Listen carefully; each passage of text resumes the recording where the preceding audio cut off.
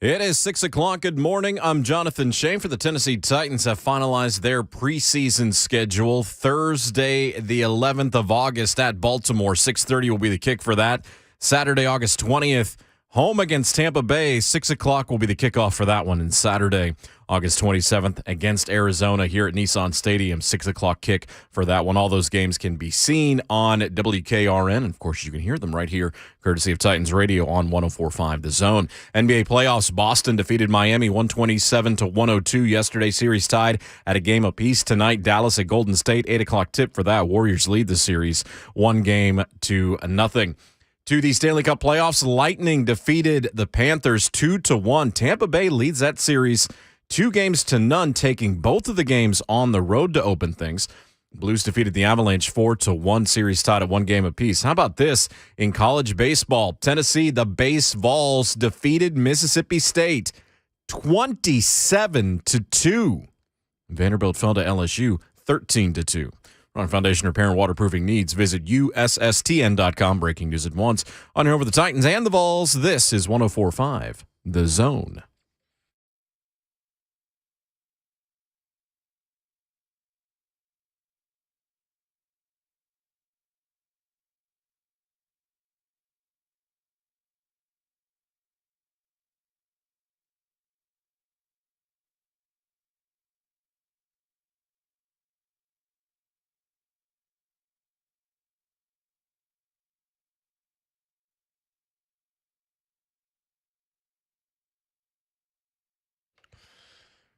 What's happening? Welcome in.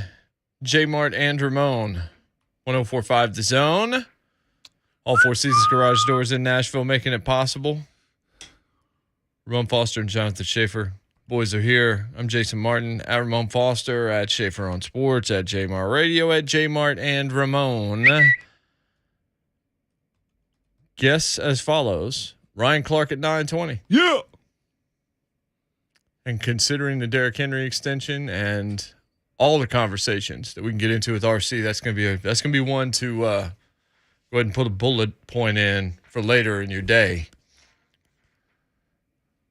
Should be good. His first one always, let's just say he never really minces words when he speaks about running backs or anybody for that matter. So it should be very interesting, Jay. As somebody who speaks as if he gets paid by the word, Ben Troupe.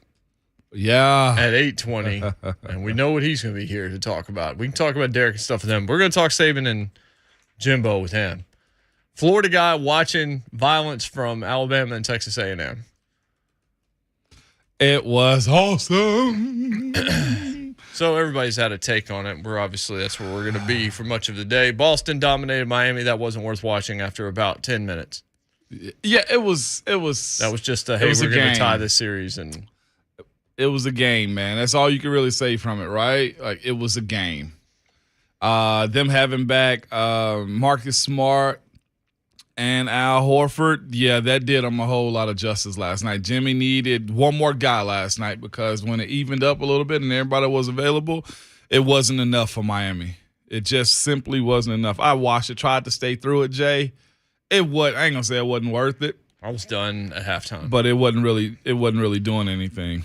I don't think it says anything about the rest of the series other than it's going to be harder than it was in Game 1. It won't be that easy as it was for Boston in Game 2 either. Yep. Could be a long series. Yeah. Hopefully it will be. Mm-hmm. Golden State and Dallas tonight. 615-737-1045 is the telephone number. That's how you can reach us. That's how you can talk to us about, obviously, the story of the last almost 48 hours now, getting closer and closer to it because he spoke on Wednesday night, I believe it was. Mm-hmm. Saban spoke, and then Jimbo Fisher talked a lot. And then Sankey has something to say, too. Yeah, and I don't think that matters at all. Not really. I mean, know, really. It was more of a slap fight. It doesn't mean anything. The fact that somebody had to step in on this situation, I'm not minimizing it at all, man. So. Actually, we have the audio of what Sankey said to those guys. What did he say? How deep I gotta dig for you to pipe down? Pretty much. Yeah, you guys violated code. Okay. Yeah, they violated code. Yeah, they broke the code. It's going to make for a fun October 8th. No question about that. Every media type's going to want to be there to see it and to see what happens. I imagine nothing will. I did hear Paul Feinbaum say he talked to somebody that's really close to Jimbo. Said they were glad they weren't at SEC meetings when it happened because there would have been a fight because Jimbo wanted to actually physically go after him. He said he didn't. And I was like, pick Jimbo, up. you need to chill, bro. I'm here for it all, Jay. We're in the era of say what you want to say out here, man. In the sense that this has never happened, and clearly it either pitched him the wrong way or he's just fed up with the narrative that Saban can do no wrong, which there's probably a little bit of jealousy in that too. Jealousy, envy, there's probably a bit of, dude, you're just like us. You know what I'm saying? And he let it be known that he didn't pick up the call. You don't talk about my recruits. You don't talk about my school. You're just as dirty, or if not the dirtiest person in the industry. So whether true or not, it was exciting yesterday, Jason. It was definitely interesting. There's a lot to parse from it. Andy Staples wrote a really good piece of The Athletic going point by point of everything Saban said, specifically what was accurate, what wasn't quite accurate, what wasn't right at all in terms of the facts and NIL and all this. I think the biggest thing that got lost early is that Jimbo acted like he was being accused of things he wasn't ever accused of. Mm-hmm. So he talked really loud. This is the second time he's now talked really loud. Yeah. He talked about sliced bread. Which is reference probably to Alabama again. I mean, just going to throw that out there. He's basically saying everybody's doing what I was doing.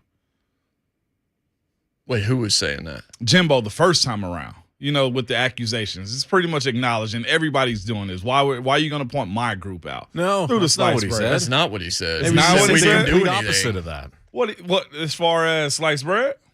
Oh, Go yeah, ahead. even with sliced bread, he with the whole first. I don't even like saying sliced. This sounds so stupid. Say This it. forum It's message Friday, board Shay. poster. Referring to somebody as sliced bread. Someone close to Oklahoma program. Oh, yeah, that's right. That was Oklahoma.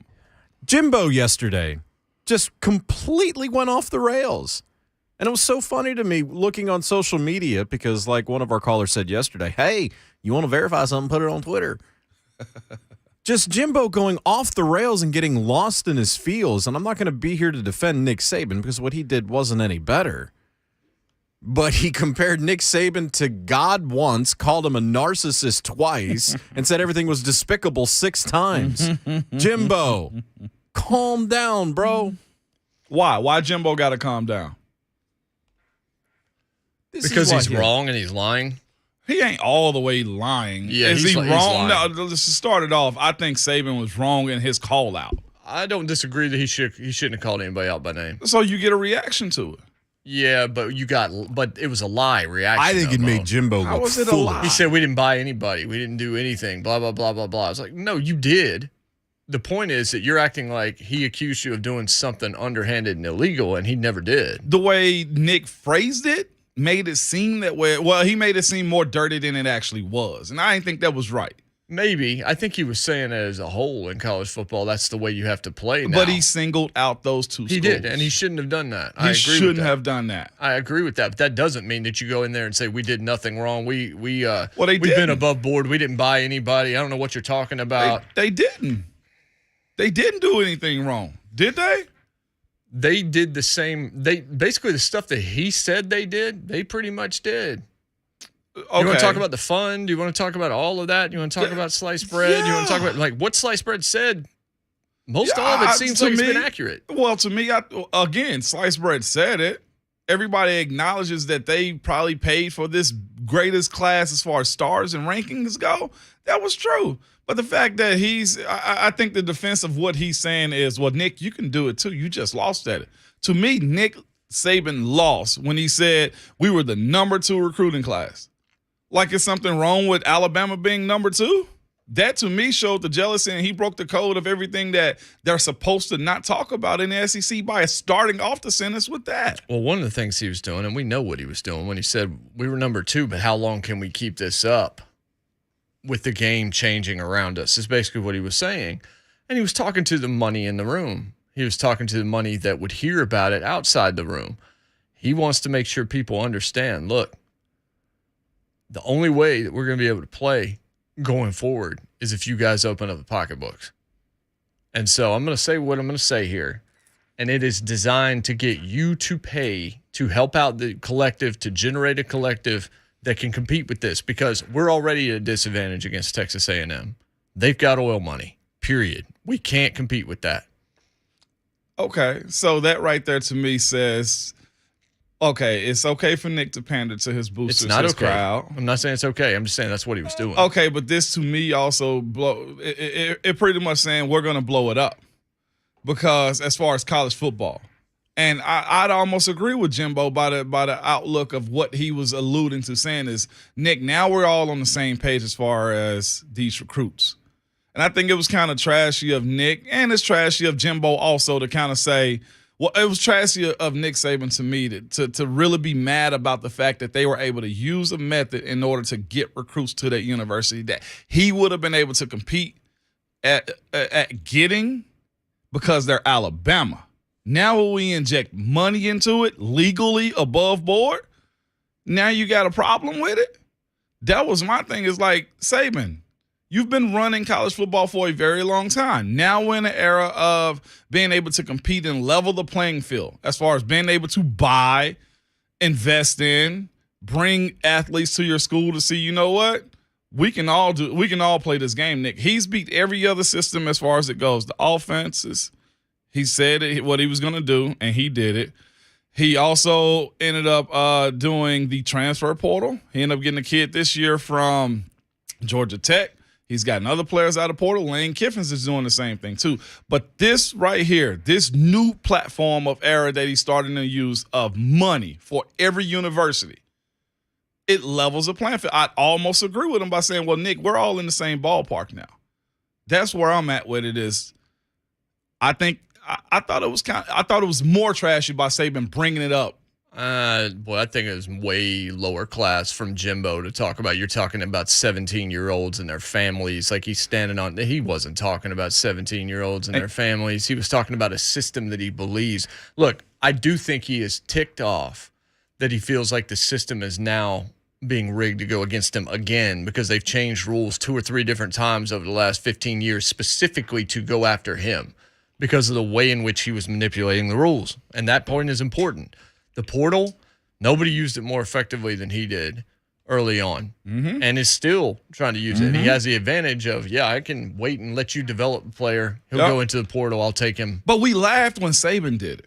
I don't think we laughed. No, I don't think Tennessee fans laughed when Henry this. To'o ended up But there. I'm saying it was always the joke of him going to get Henry To'o, like it wasn't a big thing. Like you flipped a rival to come to your school. But now that the portal is one thing. The one thing that always trumps everything else is money. Mm-hmm. And I feel like his problem with what Texas A&M did was, to your point, they do have oil money. It was obvious that he beat them, and he beat them in recruiting also.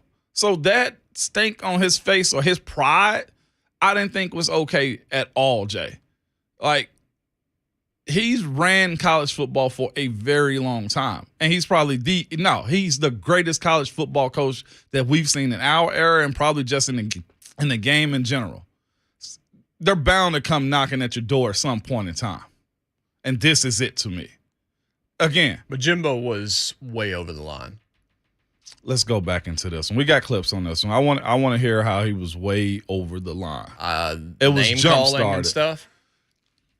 Again, Saban started it. Okay, man. We'll come back. 615-737-1045. We'll talk all about it. And I don't think anybody came out. It just looked like 2 kids. Oh. Basically.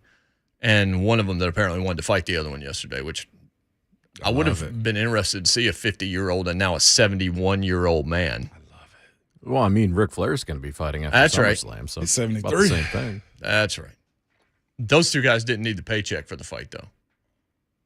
That's combined about $19-20 million between the 2 of them. We'll be back. We'll take your phone calls. We'll continue to debate and discuss. Look, we're in the right part of the country to have this discussion today. It's Jay Martin Ramon, 104.5 The Zone.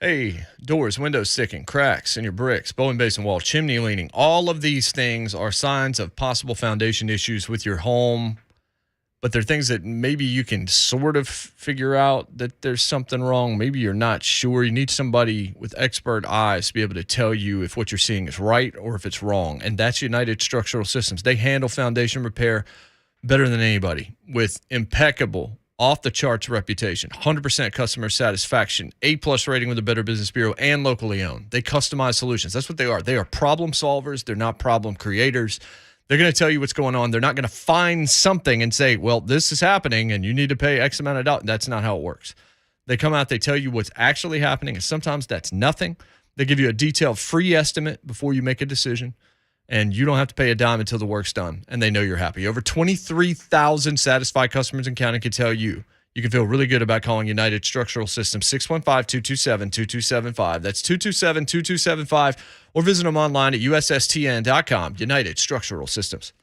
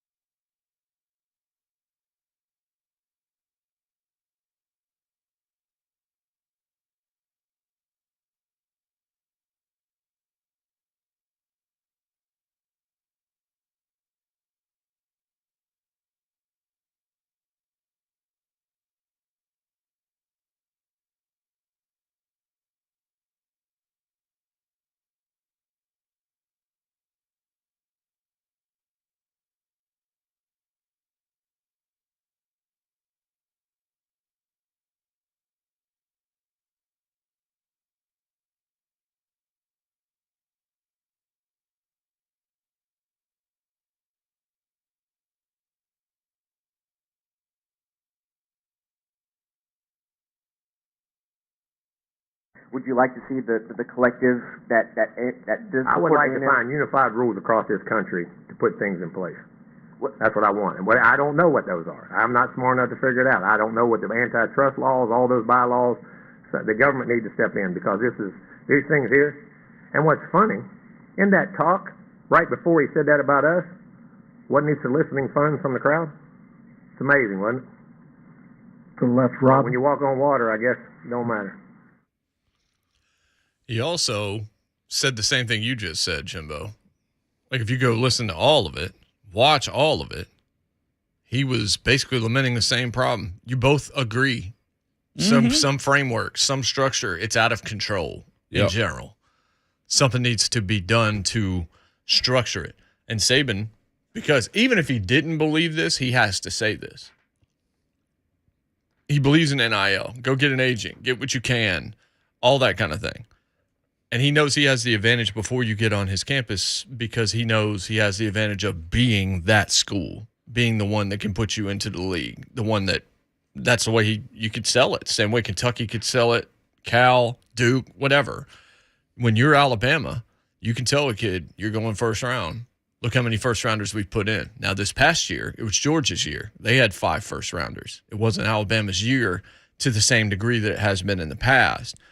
But I think that's more to it. It's some kind of framework where it makes sense because there is no framework right now. And so that's what Saban said, and that's what Jimbo said. And for some reason, it also ended up being Patrick Beverly.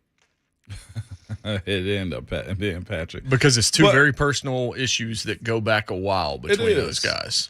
The way Jimbo celebrated towards when he beat him last year, and he got beat by two mentees of his last year, and Jimbo being the one that really kind of ran away with it. The thing was this: Saban was claiming that he is not going to play guys. The one thing I will say, I'll give him credit for this before I go to the other point. As far as the pool of money for NIL goes, he was like, it would be cool if everybody on the team could get $25,000. He was like, that way you don't have one guy looking at the other saying, how come I don't get this and they get that? I think that right there is a great policy to have, but it also goes into how big of a pot do you need to pay all scholarship sports, in which Saban brought that up yesterday. Now, when you get on campus and you have the ability to go to negotiate more deals, and that's fine. But I'll say this too. Saban also last year said that, I think it was the year before Bryce started, that Bryce had $3 million before he played. Now, he also claims when you get on campus that you can go do whatever deals you want to. It's clear that Bryce had a deal or some deal set up to where he could already capitalize on $3 million. I think that right there is very contradictory of what he was alluding to yesterday, unless his tone has changed since Bryce has been on campus. But Bryce Young got paid before he even started the game, and there was nothing proven as far as free agency of NIL deals for Nick Saban and his group in Alabama. Bryce was $1 million, right? $1 million, whatever it was. It was $3 million for all of the players. Well, he got got 25 guys. It was a total amount of 3, I think. Whatever the number was, it was 7 figures, and he got that before he actually became Bryce Young. So to say that he waits till his guys get on campus, that was a blatant lie yesterday. He's calling him God, calling him the Messiah, whatever he called him yesterday as far as Jimbo goes. I thought, okay, that's a little bit much. That's your hate coming out.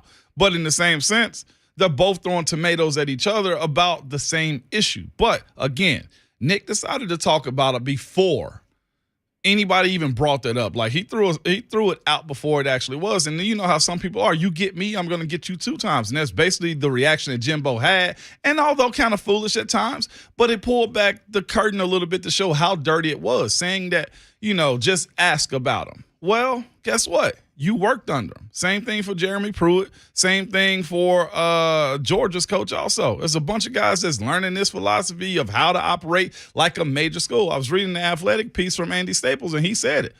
Muschamp took the model to Georgia as far as assistant coaches, as far as transfer portal, as far as money. And that's how he won this past year. They had the number 1 first-round draft picks in the draft. I think the model works. Saban has laid that out for everybody. Let's see what. And by the way, the telephone number is 615-737-1045. See what John in the borough has. John, what's up? What's up, guys? Ramon, you said something in the last segment that I was like, I gotta agree with him.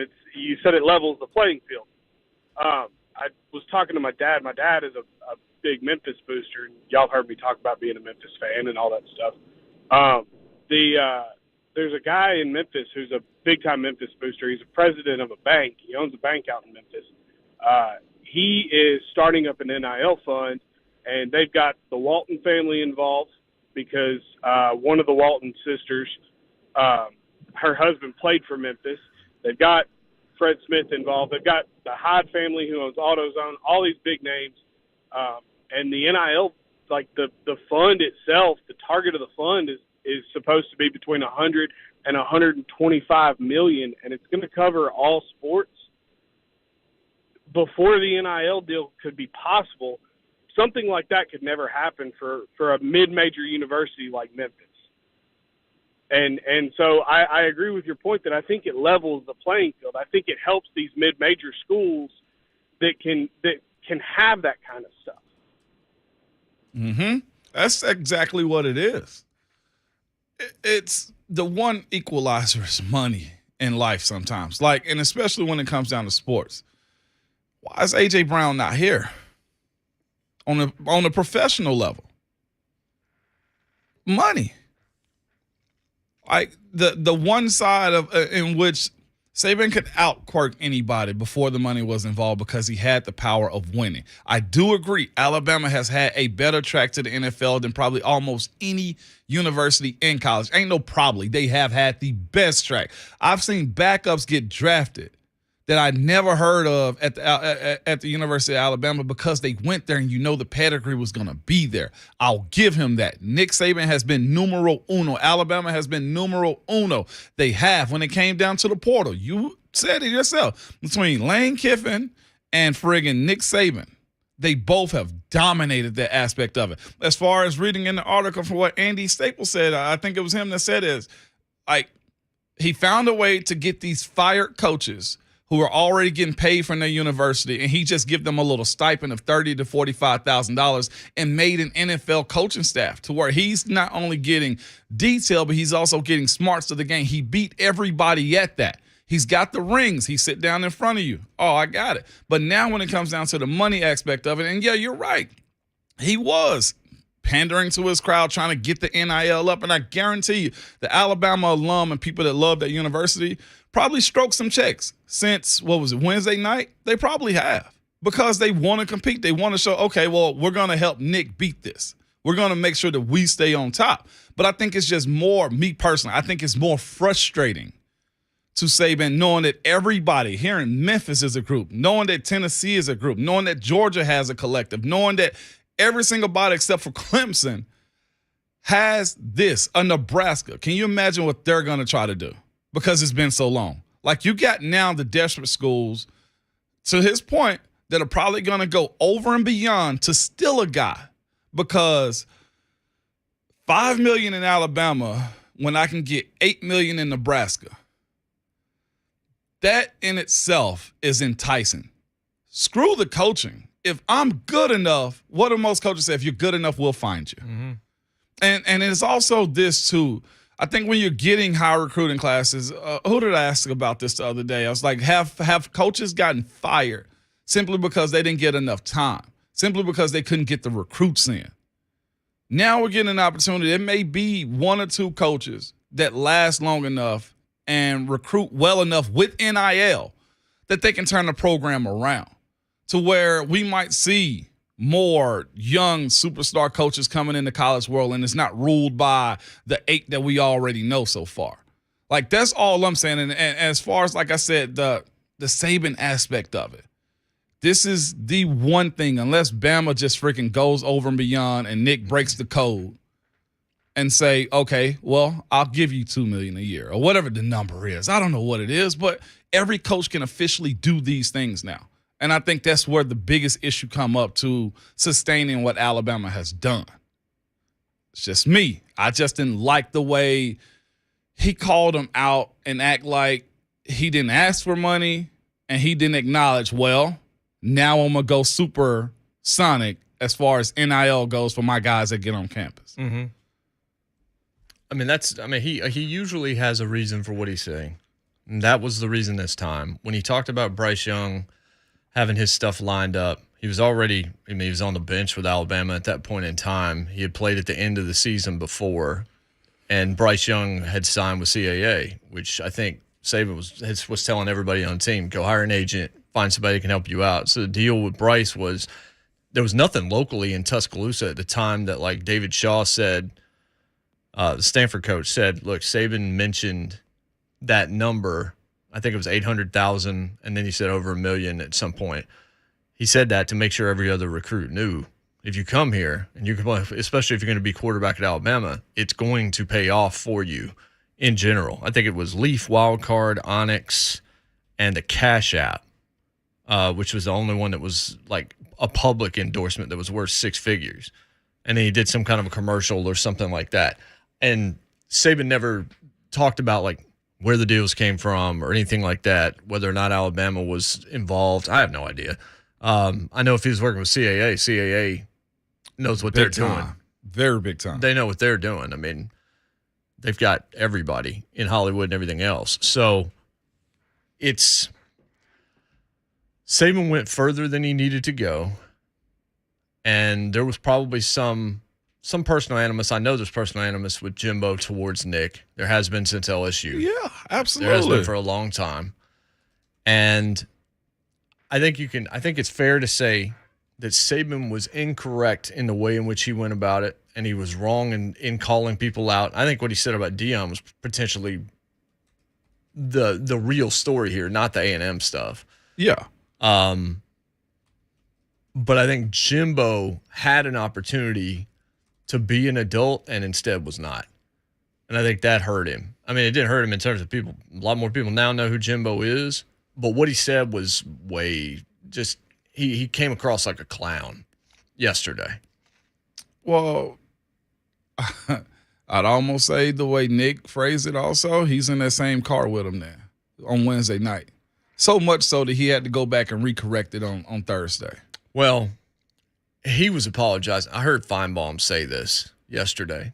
He said he wasn't apologizing to Jimbo at all. He wasn't backing off of A&M at all. He said he's not apologizing. This is all about Deion. So, why would he apologize if dude's not going to take his call and all that? The same deal. I mean, you got to look at it like in both of them. Everybody's giving Nick Saban credit as far as his spirit of competition. He's a big-time competitor. But you got to realize there's other coaches too that are big-time competitor and have big-time egos also. Nick met his match with a guy that just didn't care about it anymore. Maybe he knows his class is going to be good. I'll say this, the pressure on Jimbo was through the roof to perform now. Yes. 100%. As far as that goes, like Nick Saban's machine is ready to go. I don't know if Jimbo's is. So when it comes down to those two playing, he can eat those words very much so, but I think it put him on notice as far as what everybody else is doing in college sports right now, as far as what Jimbo had to say. Like looking at the article, the reaction of some of the coaches that it was also in the Athletic that I saw yesterday, Shay sent to us. Like the reaction from the coaches is, oh, we're speaking about underground stuff now. Mm-hmm. Like this opens up the bubble to everything that they've tried to hide. He's basically said, if you're going 55, everybody around you is going 85 miles per hour. And I think that's the way it's always been understood, and nobody actually said it. Like I said, as far as who started it, like that's a catty game to play. But nobody was going to speak about this if it wasn't for their conversation at the 2020 World Games in Alabama with him and Oates. So I thought it was appropriate for Jimbo to pretty much say, you've been doing it. Now we all get an opportunity to pull out our sword with you. I don't know what these collectives are going to do, when it's going to get regulated. I think more than anything, it could lead to more regulations as far as the NILs go, because these two powerhouses are going at it. I'll say this too, man. He's making a big fuss about these kids. Get on campus before you do something. Prove something. And I know they're supposed to be amateurs. But the article that I read yesterday was, why is it okay for him to put his house up on the market and let Bama boosters buy it, and he still live in it, not paying any taxes on it or anything. Also get a $10 million lake house, put it up on the market, let Bama boosters buy it, and he still continue to live in it. And I'm just thinking to myself, like, nobody makes a fuss at the coaches doing this off the backs of the players. But as soon as the players start making some bread here or there, then it's always a big issue. Nobody regulates the coaches. We've seen this offseason, Franklin in Penn State, James Franklin in Penn State, fire an agent, go hire the super agent, and get more pay. We didn't make a fuss about it. But as soon as the kids do it, it's a bigger issue. That right there, I do have a problem with. Why is Nick trying to regulate something that's, when he's living in the industry, just very unregulated himself? That to me is just foul. That's very contradictory. Very. I don't know. I mean, thinking that through would take time, but the idea of one is an occupation and the job, the salary's going up and all of that. You get into the idea of what is college athletics? What is a college football player? Is he a student? Is he interested in being a student, or is he an employee of the university? At that point, that changes the game. That changes everything. That's been the long time discussion. What is an education worth? All of that kind of thing. And what is I'm not on that. I'm not on the side of don't pay him and all of that. I don't think many of these coaches are. Almost none of them probably are, and almost none of them would admit it now because it's going to harm their ability to be able to compete long term. I did think, and we can take a phone call. We can go to break, and we'll keep on this because we don't have any guests until the third hour, which is good because there's plenty to get to, and we'll take any thoughts that you have from any perspective at 615-737-1045. I did think Cowherd made an interesting point yesterday, at least a discussion point, that he believes, and I've heard some other people suggest this lately, that you should have to be there for a year, that should be part of whatever the framework is. Not necessarily saying agree, disagree, but the line that stuck with me was, he said, NIL was created to reward college kids, not buy high school kids.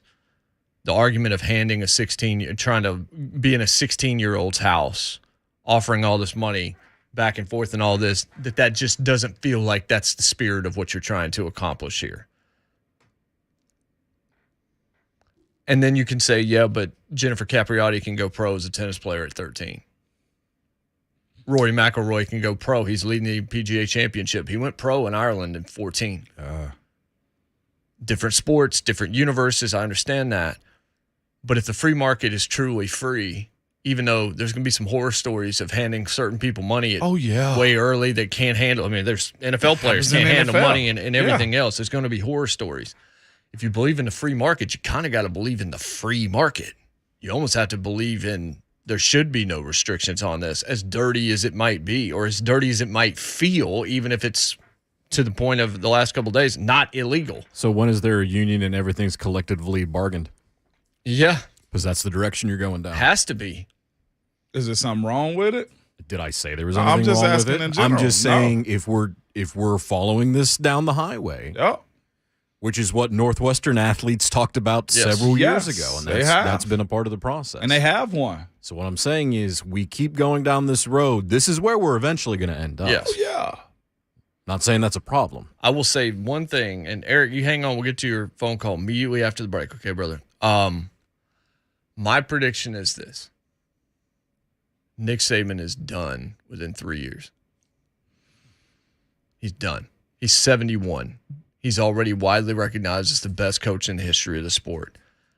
I just think he's going to be ready to head to the house pretty soon. Okay, well, not because he can't win, but because he's just going to get tired of it. Fulmer said it. He wouldn't want to deal. Jay Wright, certainly younger than those guys. I think he's going to coach in the NBA.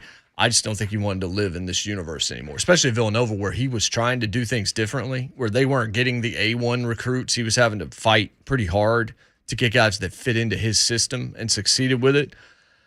It just seems like it's a never-ending battle. If you're 71 and you've done it this way for a long, long, long time, and now the climb gets steeper, why would you do that if you've already made over $100 million?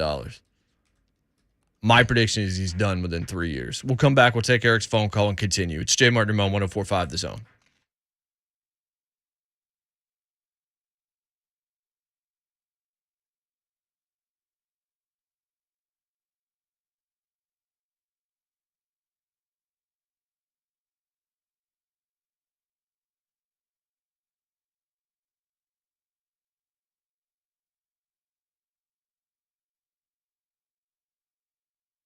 Hey, does your home suffer from constantly clogged plumbing? Nothing worse than having to reach out to local plumbers time and time again to clear out these old pipes. It's just money down the drain. But there's an alternative. Lee Company, one of the only companies in this area to offer trenchless pipe replacement. Trenchless pipe replacement is yard friendly. It's innovative. It's a way to replace old or broken pipes or gas lines. And unlike all the traditional processes that are out there, trenchless pipe replacement, far less messy, way less time consuming, reduces headaches and hassles for homeowners, and can help you get the necessary work done faster and for less money. You want to stop calling the local plumbers month in, month out, trying to clean out these old pipes? Trenchless pipe replacement. If you want to learn more, I want you to contact Lee Company today, 615-567-1000. That's 567-1000, or visit leecompany.com.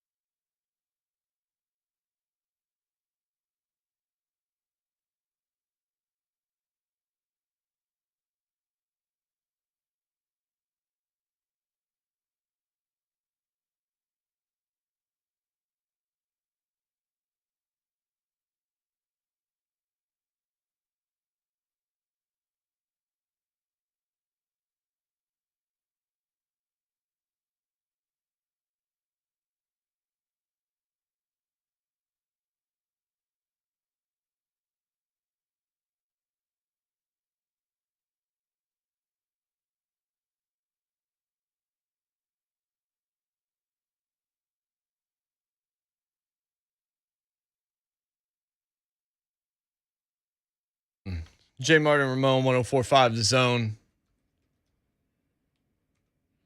Jimbo v. Nick, celebrity death match. Yeah. Just create them out of clay and let's do it. I'm with it. I can't wait to see what this game is going to look like when they do play. And there's people on both sides. Some like reading from The Athletic, there's a large piece about their history at LSU together and how things went, and how Jimbo was very ambitious early on. Didn't like that Nick got the praise, but Nick's Nick. Nick's certainly going to bristle some people, no question about that. One thing they did, he was the OC, obviously, and Nick was running the defense. He would get Jimbo's script for practice.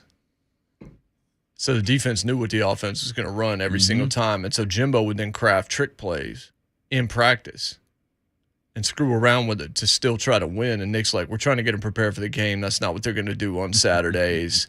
All of these kinds of things. It's two very ambitious, headstrong people. Yep. I think both from West Virginia as well. Wow. That are in as pressure-packed an environment as you can find now, being college football coaches in that conference specifically. There's a ton of pressure on Jimbo, especially now that he's landing these recruiting classes, to actually do something with them and prove he's not just Kevin Sumlin with a whole lot bigger paycheck. Oh, no doubt. And for Nick has dominated for such a long time, and if the rules in the game have changed, he might be seeing that crumbling beneath him. He might be seeing, I don't know that it's about what we've done to this point that's going to keep us where we were.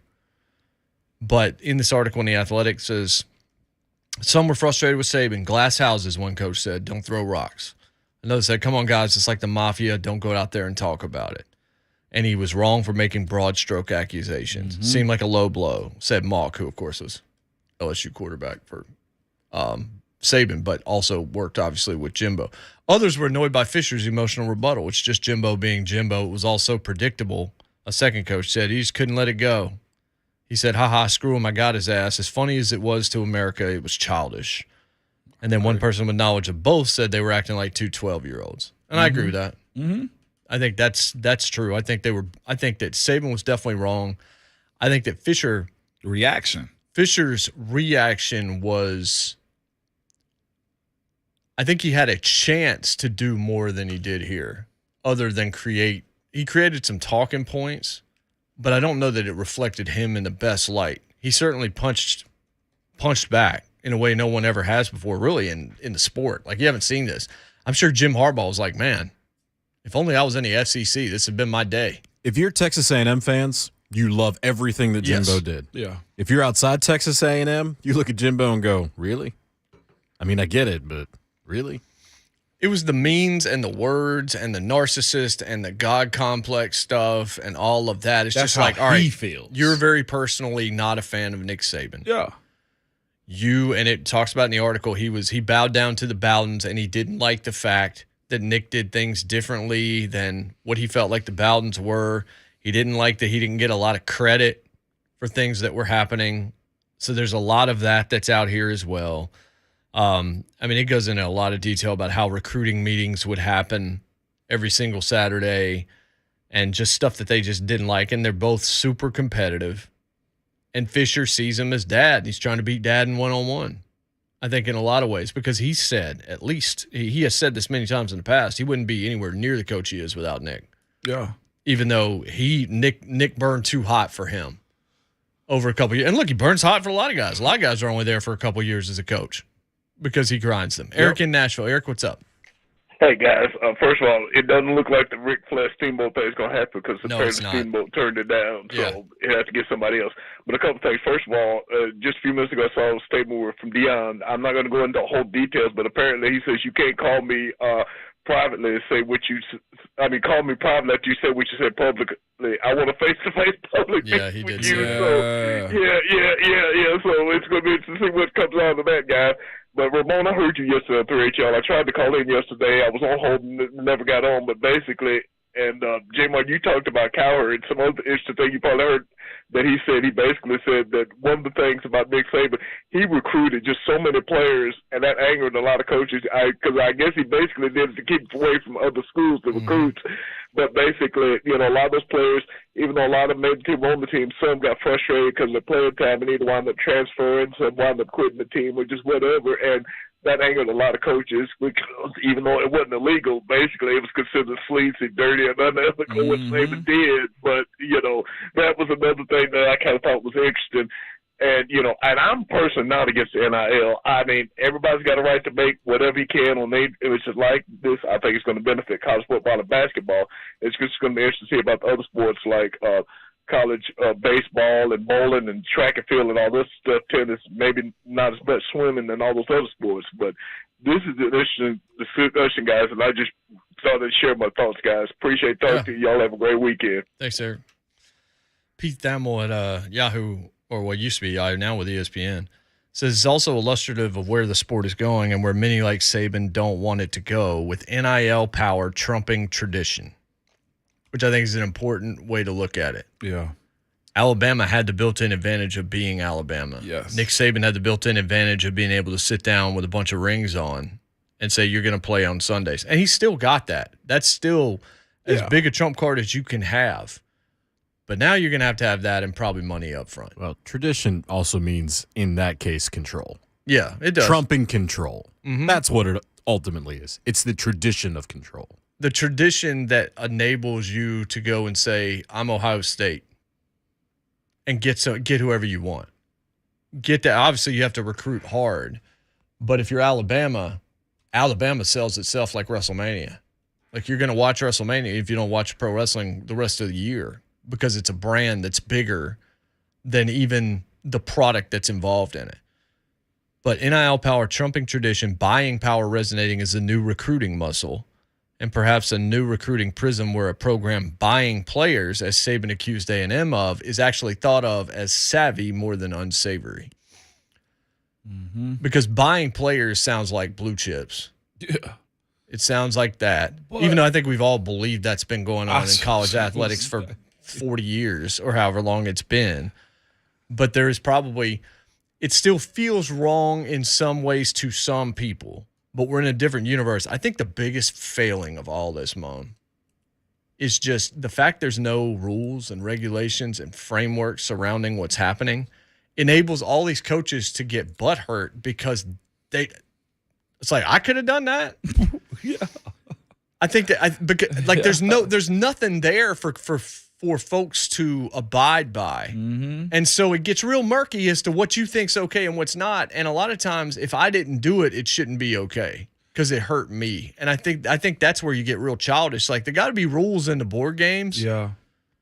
Or it's going to be wild. I want to go on a story that reflects on this years ago when we get back after the break. All right, we'll do that after the headline. 615-737-1045. We're wide open in hour number 2. Then we got Ben Troupe, and then we got RC. Both of whom can speak to this, as well as the NFL side of things and what's happening there. But Saban v. Jimbo, where are you on this entire topic? 737-1045. It's J. Martin Ramon, 1045 The Zone.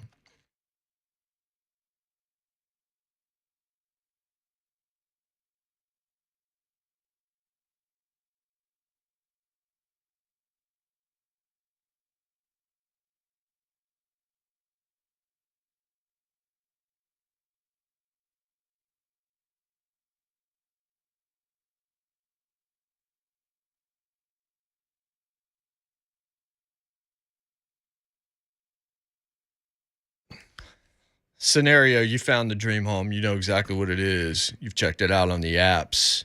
You got it, right? But you also know, why is it showing hold on here? Why is it showing other offers on here? Why? Because especially here, everybody wants the same houses. You got to make sure your loan's going to be approved. So getting pre-qualified, that's how you stand out from the crowd. It gives you, the people selling your dream home, both an extra layer of reassurance. And you got a lender where you just don't feel sure.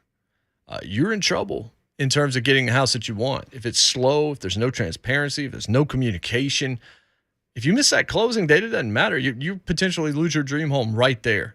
You aren't stuck, though. It just means you probably need a second opinion. As the Southeast leading mortgage lender, that's Mortgage Investors Group, here to help you get not just any loan, but the right home loan. They're committed to making sure you're closing on time and your dreams are being realized around something that's structured to fit you. Let MIG work for you. Go to migonline.com. That's migonline.com. Find the office nearest you, get all the advice you need, or text 3 letters MIG to 31399. That's MIG to 31399. That's how you can get that pre-qualification process started. That's also important. Mortgage Investors Group, the right home loan, equal housing lender, license number 109111.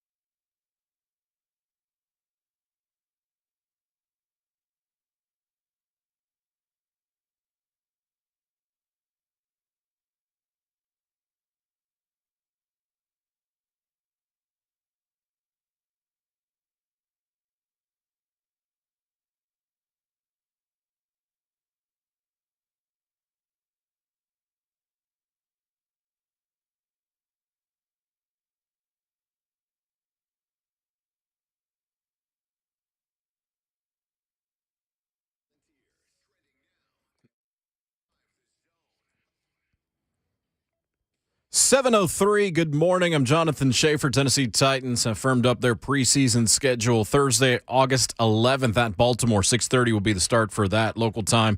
Saturday, August 20th, hosting Tampa Bay, 6 o'clock kick. Saturday, August 27th, hosting Arizona, a 6 o'clock kick. Of course, you can hear all those games courtesy of Titans Radio right here on your home for the Tennessee Titans, 104.5 The Zone. Titans did agree to terms with third-round selection tackle Nicholas Petit-Frere yesterday.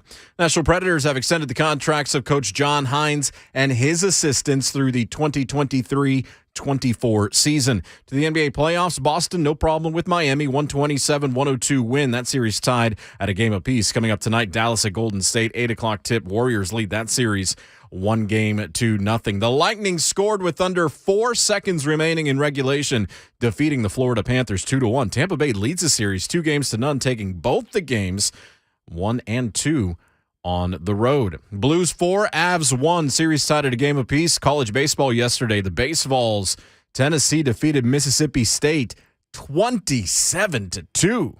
Vanderbilt fell to LSU 13-2. Coming up tomorrow, up at the Castle, Geodis Park, Nashville SC will host Atlanta United FC. 6:30 will be the kick for that. For all your foundation repair and waterproofing needs, visit USSTN.com. Breaking news at once. On your own for the Titans and the Vols, this is 104.5 The Zone.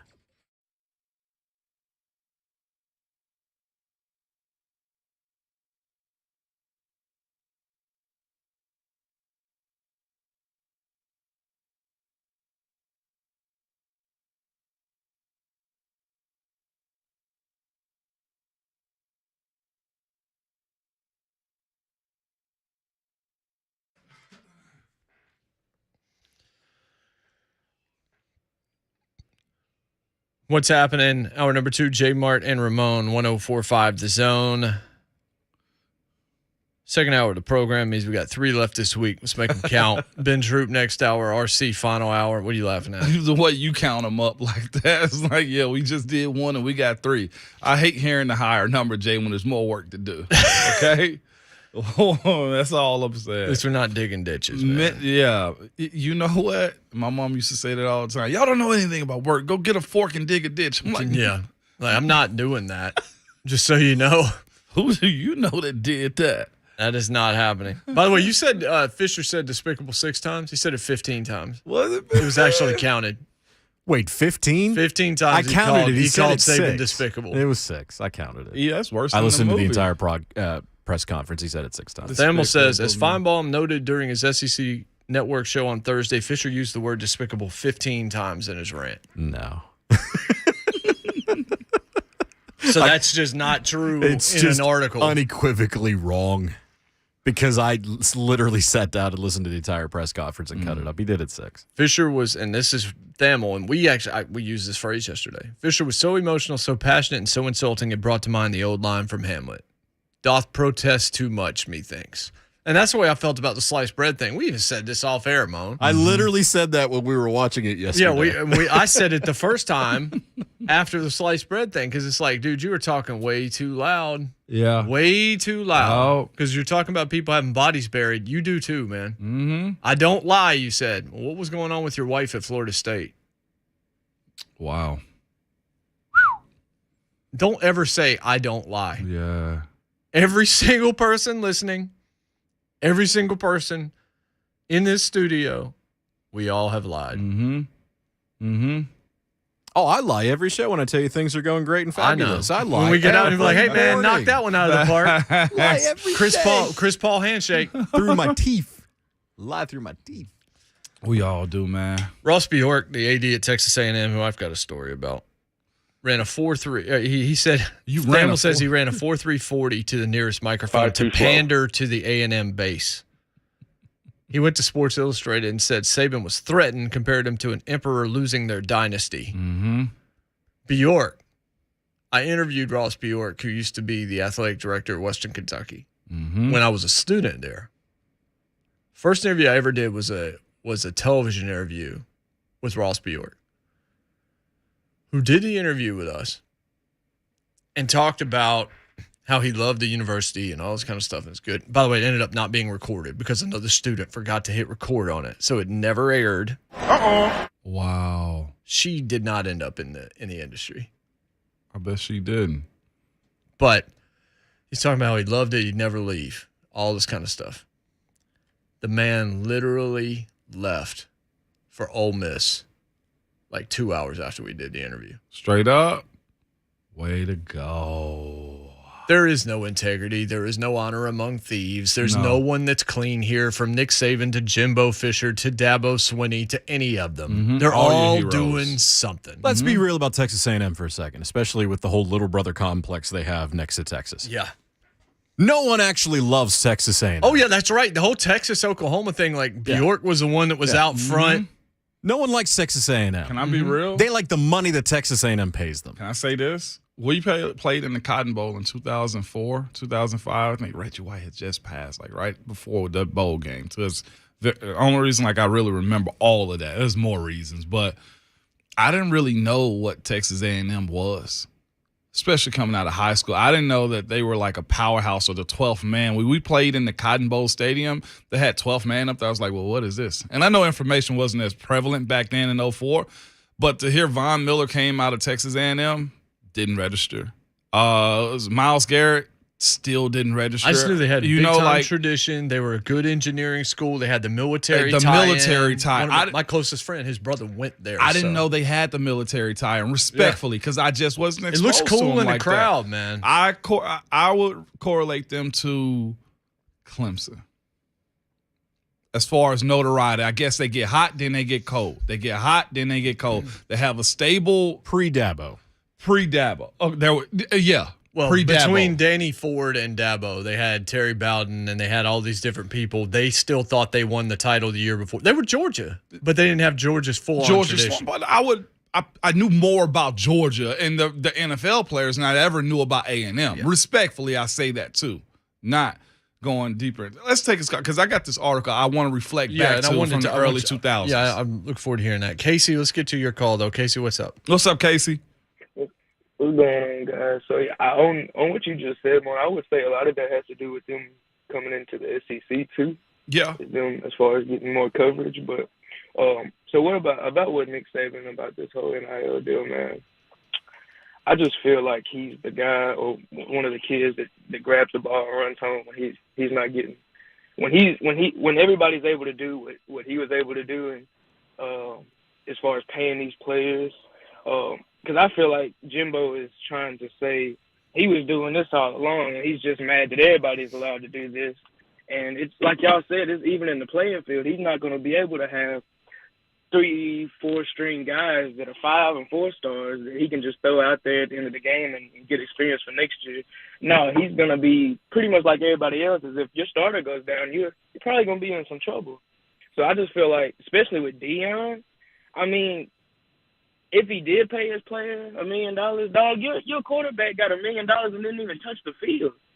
So I mean, I don't understand where he's coming from with this. It sounds very contradictory. Like I'm pretty sure y'all said all this morning, but it's starting to get like, he's pretty much like Dabo, as far as he's probably gonna play the player just to know he wants to win, but in the back of his mind, he's like, dude, this is wrong. Like, this is not what college football is supposed to be. But like I said, it's moving forward, so he's gonna have to get with the program or get gone. But I'm with J-Mart. I don't think he's gonna be around. But I would say 3 years is the max. Wow. Yeah. I think it's very possible. Appreciate it, Casey. One veteran head coach said, I think there's more to come. There's a chaos vacuum. Vacuum's always going to fill with something. Chaos has been created. Any one of us can go on for hours about the issues NIL has created. And again, it's all because it was just thrown out there with no framework, no structure. Thamel says, expect more coaches to unload their true feelings. And then he writes, could Saban have been tipping his hand, he'll be following Coach K and Roy Williams out to the pasture of NIL ambivalent legends. There's also one other thing I want to add just based off that phone call about what college football is supposed to be or what college football is. That's a much larger conversation. Yeah, it is. Because you can get 1,000 different answers for that one. Yeah, and all of them can be right, depending on the scenario. They can all be right and wrong, yes. All right, so here's what we'll do. We'll get to break, and then we're going to go right to your thing because I don't want you to do half of it and then have to come back into it afterwards. You'll appreciate this. Okay, so we'll go right to that. If you've got calls, you can line those up. We'll get those after Moan's story here. 615-737-1045 is the telephone number. Wide open for the remainder of the hour. Jay Martin and Moan, 1045 The Zone.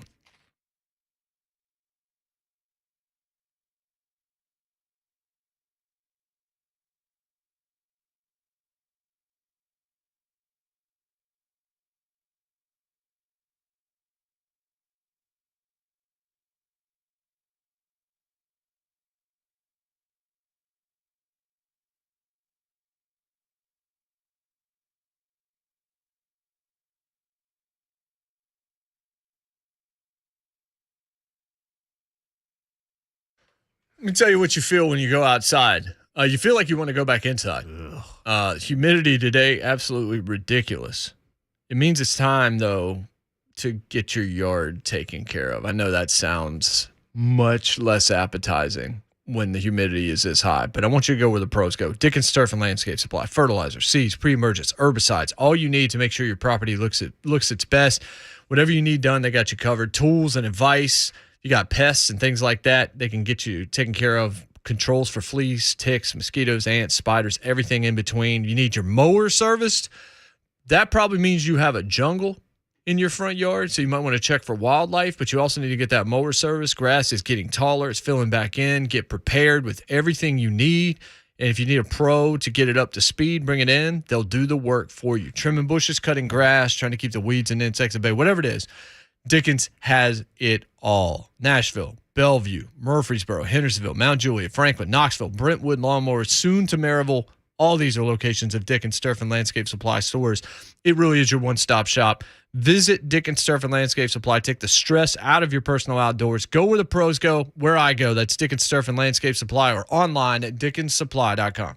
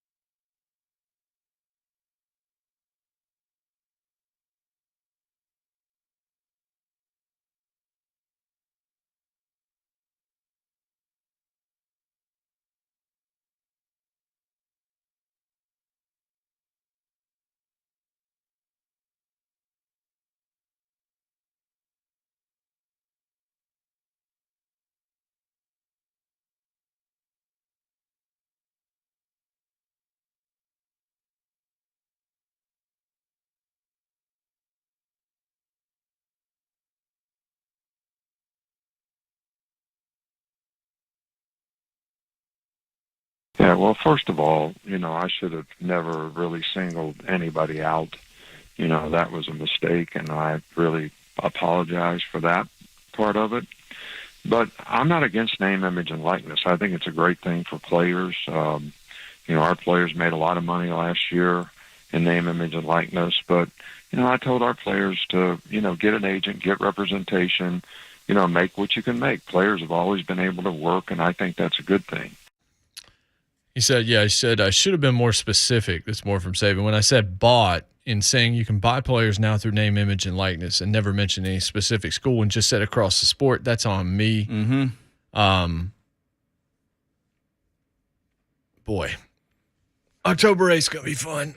Super fun. That whole week. All right. Media days. So we'll get back into the brass tacks of this specific deal, but what you got? Talking about the Saban, Jimbo, paying athletes, NIL. I got a name for you that's early 2000s from my era, and you know where I'm going, Jay. You know exactly where I'm going with this because I'm sure you heard about it. Albert Means. Mm-hmm. Remember his situation where it was very well documented. One of the reasons why people in Alabama hate Former is because of what? He pulled back the curtains to say, yes, they are doing it. And we were doing it too. Okay, everybody was doing it. There was a list of schools that provided payment.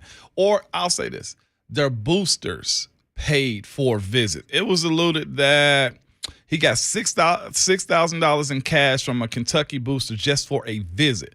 Another $4,000 in cash from Georgia just for a visit. It was the understanding that he was being solicited by his handlers at the time for about $200,000. They say even Albert Means now will admit he got $30,000 for it also. But one of the guys ended up dying from it. Dying before the trial actually went to case. The trial ended up going to court. Logan Young, I think, passed away. He was one of the recipients of it. He's basically a facilitator to put guys at certain universities. NCAA could never get him. Sadly, he passed away from that. Len Lang, the coach that pretty much solicited Albert Means, nothing happen to him. Allegedly, the only person to have gotten to where I've always had an issue with it after hearing what happened to the kid, the only person that ended up getting some type of punishment was Albert Means. Alabama released him from his scholarship. He ended a 5-star athlete. I remember him watching him coming out of school. Tresman High was a freaking stud. Yeah.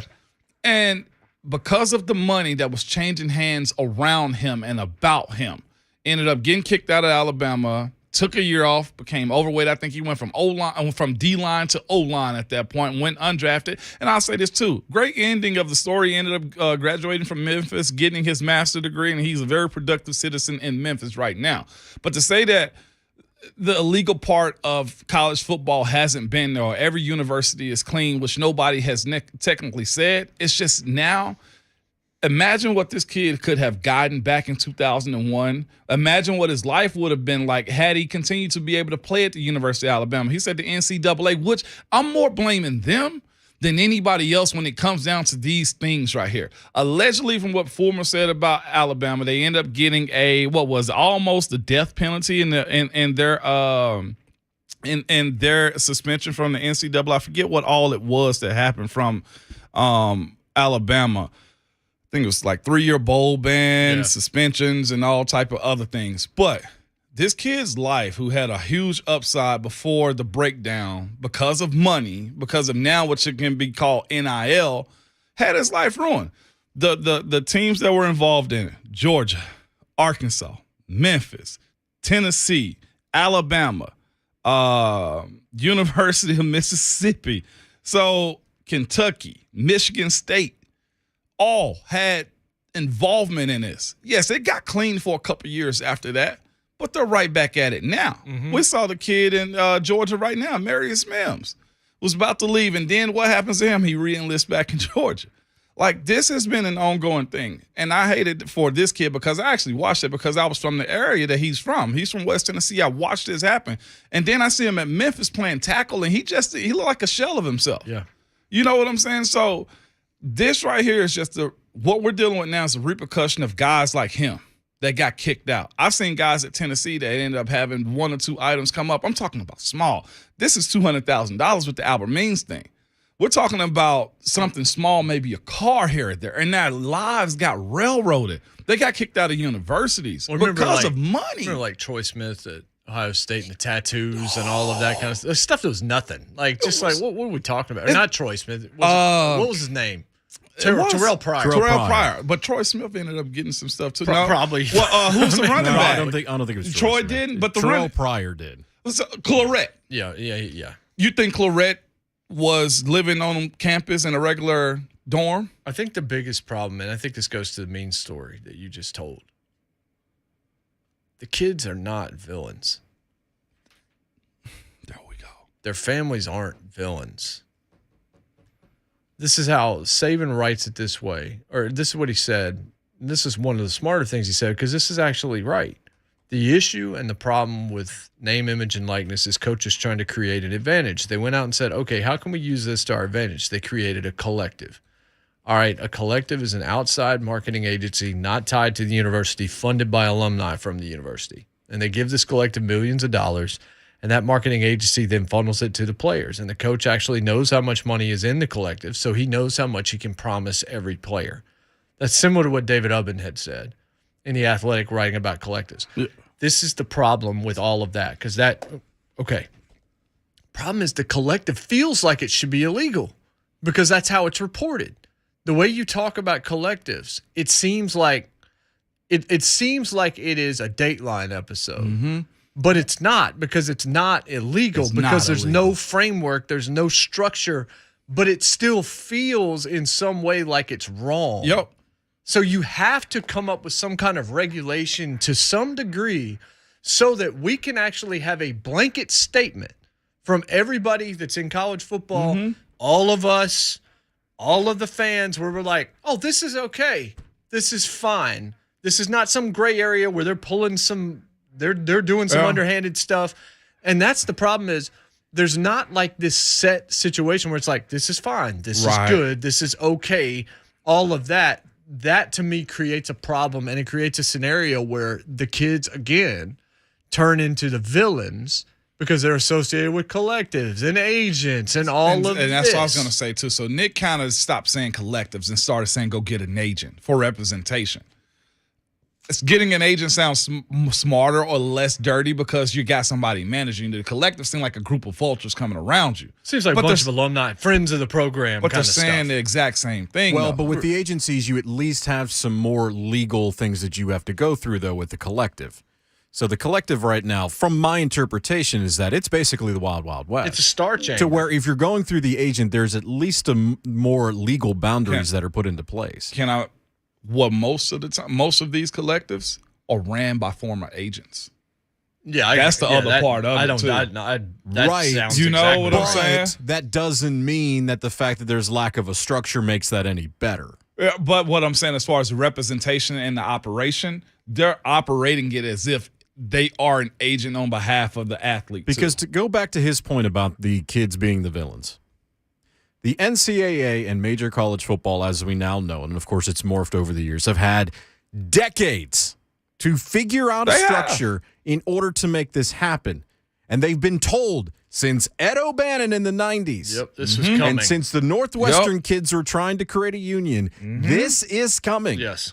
And what they continued to do was put their head in the sand because everybody kept getting paid. Yep. And then everything changed literally overnight for them.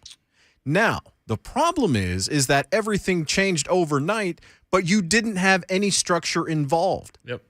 So the case is that, yes, they are getting paid as they should be. We don't know what any of this really means, and that's not good either. The ball got dropped, no pun intended, because those that were in power were never willing to share or relinquish some of that power. Hear this real quick, too, as far as the NCAA actually allowing this problem to grow even more into an atom bomb. This is from Steve Berkowitz, who says NCAA's new federal tax records show it had $52.5 million in outside legal costs in fiscal year 21 when appeal of Austin to Supreme Court of the United States occurred. That's down by $15 million from fiscal year 20. But over the past 7 fiscal years, the NCAA has shown $304 million in outside legal expenses and $69.1 million in legal cost recoveries because they tried to stop the athletes from getting paid. That right there shows you why this model of what they've done has been so wrong. Like you said, everything was fine when everybody was getting paid. And the NCAA had chance after chance after chance until the Supreme Court stepped in and said, y'all can't stop this anymore. And now imagine spending $300 million to stop the beast from giving these kids money. That's a whole lot of coin, y'all. No, it is. I think that, again. To a problem, to a problem they couldn't stop and can't now. The lack of regulation harms the entire process because I want to feel about Hunter at Jackson State, if there's any, and I have no idea what's true and what's not there. It's just he's an example. Or A&M's class, or Bryce Young, or whoever it is, Caleb Williams, and all this kind of stuff. I want to feel about them the way I feel about Tyreek Hill taking money to go to Miami, or A.J. Brown going to Philadelphia, or the contract Jeff is going to sign. I just want to see it as business. I want to see it as what it actually is. I want to stop the idea that that college athletics is above it all, because it's been beneath it all since day one. And now that it's out there, can we just go there? Can we just go there fully? Can we be fully transparent at this point and just say, hey, look, this is the cost of doing business now in college football. These things right here are happening and they're fine. The NCAA being so feckless and unable to corral, control, or do anything other than mall cop people to death for minor infractions sets this up. If I knew that Jonathan Schaefer, or if Schaefer knew we were done, we're leaving the job in a week. Yeah. Or longer than that, because he said decades. We've been doing this show for 25 years. 24 years ago, we said we're going to leave on X date in this year, and we've stuck to that. Everybody knew that was going to happen. So instead of setting up a replacement plan and finding people that are going to then take the job, we quit, and there's just an empty microphone. We leave the way we said we're going to leave. There's empty microphone. Yeah. What the NCAA basically did in this case was they just opened the door to anybody who's ever wanted a microphone, said, host the show, whatever you want to do. There's no FCC rules for you. Just whatever you think is right, you come in and do. How is that going to go? It's chaos. Yeah, it's rogue as ever. You can't do that because you're the enforcement mechanism for the sport, or you're supposed to be. This right here should be the death of the NCAA because they got the one thing wrong that they've had so long to protect against. And if you can't do this right, then I don't need you to do anything. If you can't do this right, Mark Emmert, I know you're resigning. Just bomb the NCAA. Just get rid of it. I don't mean physically. I mean implode it. Get rid of it. Let college football judge itself. Mac Brown said that a few years ago. Get a commissioner. Get your collective bargaining, whatever it is that you feel like you need to do. Something has to be done here because it still feels like things are being done that are wrong that really aren't. And it's the gray area and how little people actually know, as to your point, Moan, if you didn't play then and you haven't been around that world, then you only hear what people say. You hear what these coaches are saying, and then it's, well, I like Alabama more than I like A&M. Yeah. So Saban's right here. Or the flip side, or whatever. It's creating villains when you don't have to have villains. Right. There's enough villainy on the field. There's enough villainy going on there. There's plenty of, you don't need this. It's needless, and it's needless because there was never a structure. Right. And it makes the kids villains. And it all. Like I said, the Albert Means situation to me is one of the more telling situations. It's like this kid got ousted and was the only one of all of them. I know Bama had their sanctions, but it was also one of their boosters that decided to pay an enormous amount of money, along with Kentucky, along with Georgia. Tennessee had his hand in it also. But kicked out, depression, kids gained all kind of weight, go from D tackle to O tackle. Denver got drafted when he was I hate to say surefire because nobody really is until you prove yourself that you are, but he went downward spiral. And federal case against him because of improper funds that were solicited around him. But this is where you're going back to where you're eventually going to have to unionize and collectively bargain, because now the players have more power, but it's not consolidated enough to give them proper representation. That's true. That's why we're going down the path we're going down.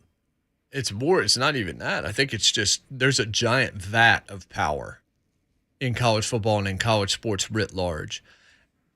And basically people are just reaching in and taking what they can out of it. And I mean the players, and I mean the agents, and I mean the collectives, and I mean the parents, and I mean the coaches, and I mean everybody. That's why I'm saying, at least from the player perspective, you're going to have to consolidate. Yeah, well, I mean, something's going to be done about this cauldron of poison.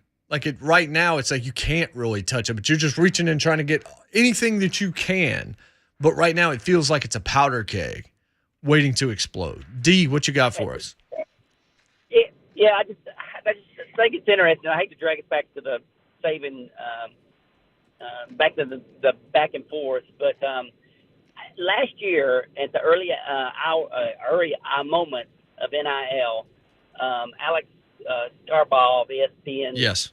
wrote and said about Saban. He's talking to a group of people, and he slips it out that Bryce Young is, quote, is making ungodly numbers and, quote, almost 7 figures. He leaks it out that he's making almost $1 million. By the way, he was talking to the Texas High School Coaches Association convention, which is so. Do you think? I just think it's interesting that.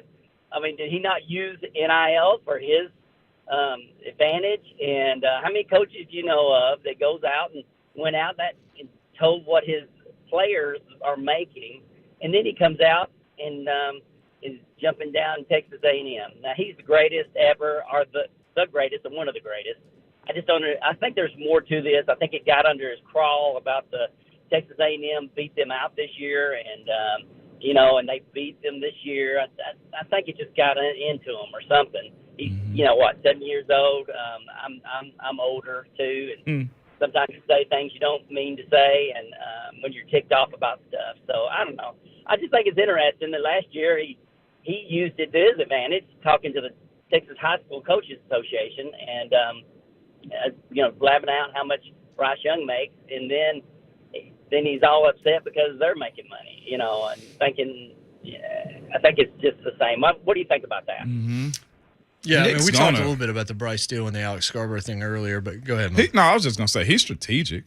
He dropped all that to say, we're going to win championships, and if you're that guy, you're going to get paid. Yeah, I mean, Bryce Young was already there at the time that the NIL stuff happened, but basically he was like, look, man, he threw 12 of 19 for 100-some yards in mop-up duty last year, and he's about to make $1 million through CAA.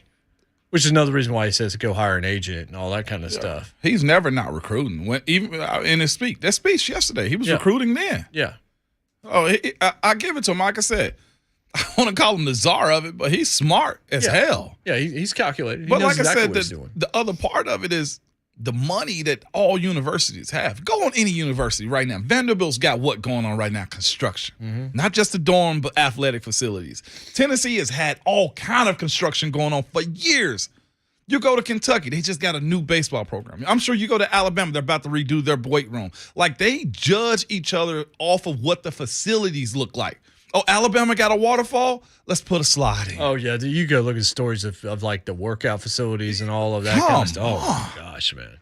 The Tennessee's game day weight room or locker room, I feel like it's been changed 5 times since I've been there. Yeah, because it's just another benefit. It's another thing that matters. So, like I said, you if you walk on the bubble of a campus, you almost think the economy is friggin' booming.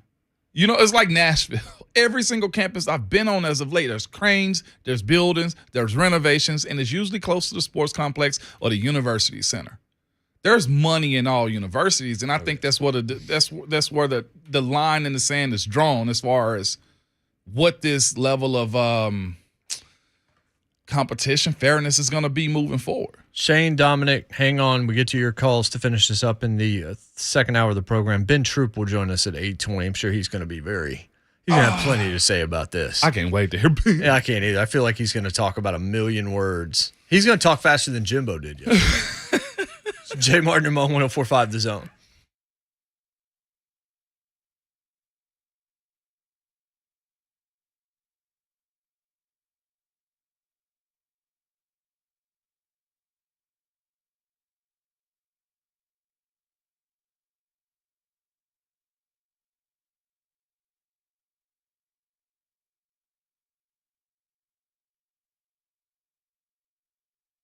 Life happens fast. Sometimes you can plan on when those life-changing moments are going to happen, but most of the time you just don't know. Open Door can meet you wherever and whenever you need them.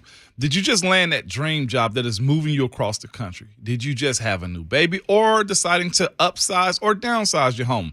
When life's doors open, Open Door will handle the house. Open Door can help you avoid having to worry about finding transitional housing or paying a double mortgage, which sucks. You can do what hundreds of thousands of people have already done. Request an offer through Open Door. Go to opendoor.com and enter your address. Tell them a little bit about your house, and you'll get an offer in minutes. Open Door looks at your house, the surrounding market, and gives you a real competitive offer. You don't have to do repairs, prep work, or schedule showings. You can choose the closing date and move on your schedule. Get a free offer from opendoor.com/WGFX. That's opendoor.com/WGFX. Life is full of opportunities. Selling your house shouldn't keep you from them. Sell to Open Door. That's opendoor.com/WGFX. And offer eligibility varies. And Open Door is represented by Open Door Brokerage, Inc. License 02061130 in California. Open Door Brokerage, LLC, in its other markets.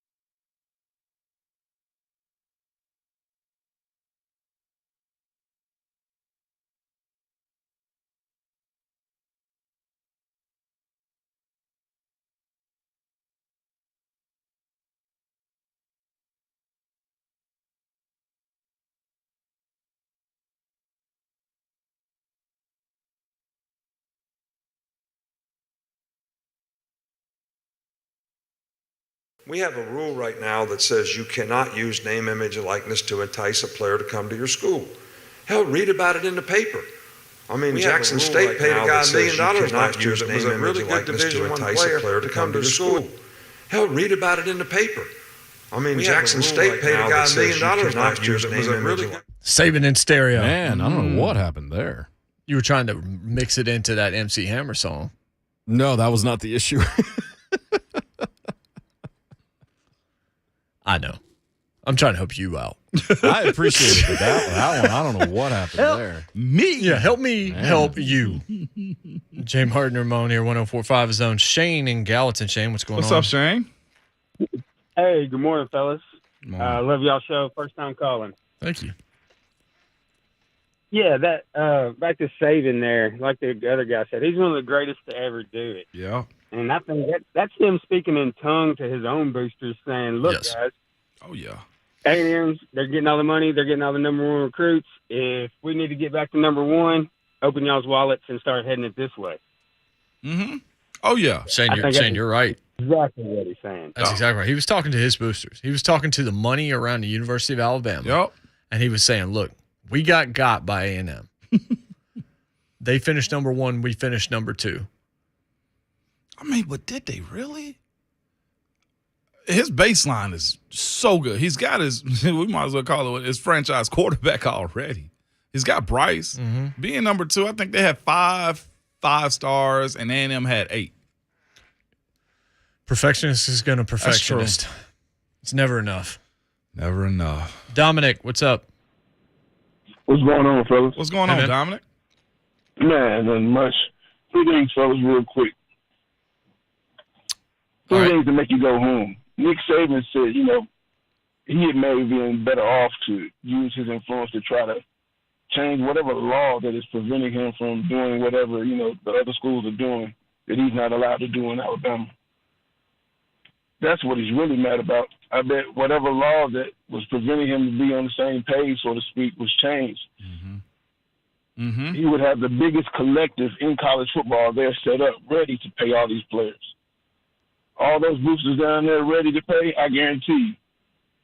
But, J-Mart, you said maybe they should set up a system for the NIL. Well, they should do it for the coaches, too, I think. To be fair, how many times has a coach told players, stay, don't go to the NFL. I'm staying. I'm not leaving. I believe in the program and the system and the school, blah, blah, blah. And leave literally the next day for another school. Yeah. Ramon, that's what your boy Plaxico told on a story of him and TJ Houshmandzadeh about him leaving Michigan State to LSU. Mm-hmm. And he hasn't seen Nick Saban to this day. And the last thing, what do y'all think how much money Cam and Reggie Bush would have got if NIL was ready back then? Appreciate y'all, man. I'd love to hear y'all comment on 1 or 2 of those if you could. Thanks, Tom. That last one's a really interesting question. I appreciate all those thoughts. What happened to Reggie? Look, the coaching thing, we've said this before. There's no honor among thieves. Coaches are all trying to get paid, and they're all trying to get theirs at all times. Mm-hmm. And if that means leave Notre Dame for LSU and leave those kids behind, and I think they might be better off because I think Freeman could be a really good coach. But that's what it is. And Willie Taggart said he was never going to leave Western Kentucky. Loved it.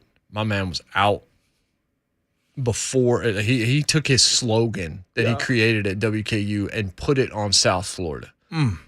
And then he left them and went to Oregon. And he left them and went to Florida State. That's just one example of somebody that did it jump, because you're always looking for yours. I mean, they said Dominic say, Plax hadn't heard from Saban since he left Michigan State after asking him to stay. I mean, that goes on. And like I said, I've said this earlier when we were speaking about the coaches and their pay and their leverage. Nobody bats an eye to it. Like, I think Ryan Day just got 9.5. 9.5, yeah. So what's in Saban's deal with Sexton or Alabama? I also find it interesting that Sexton represents both Saban and Jimbo. Probably not going to be invited to the same cookout. Yeah. To the point of what the caller's saying, though, I would have felt more sympathy about that situation if not. Now you have the transfer portal. The transfer portal changes. The transfer portal equalized that. Where if the coach is bailing out, then the player can say, hasta la vista, I'm out too. I have a bigger issue with the transfer portal than I do NIL. Without a framework, yeah. I have a bigger issue with that. And I ain't mad at it because of those points that you just said, and Dominic raised too. Like, the coaches can dip. Well, the players can too. They used to have to sit out a year, have to go down in class to play. And the players can dip after like one bad practice. Yeah. But the issue I have with it though is really discounting kids coming out of high school because there's so many players in the portal. So a kid that's probably a 3-star that can go to a nice school don't get that opportunity because these kids now just jumping into the portal. I don't like that. I don't like the fact that they don't know if they have a new home other than if you're that guy. And I just don't like the fact that I ain't gonna say the commitment of it all, but you can't just run to the next one every single chance. It's almost like trying to get as much money as you can. You'll never get enough. Well, but here's the issue, though. That's a you problem. I know. but as far as the regulation of it, like the process in Saban's which, right. It like needs to be a window. If you jump in, you should have the freedom to test the waters because the coaches do. I also think you would almost ask, and it might be the impossible ask, to say, well, if I don't get anything in 2 weeks on the timeline, then Bama, you got to take me back.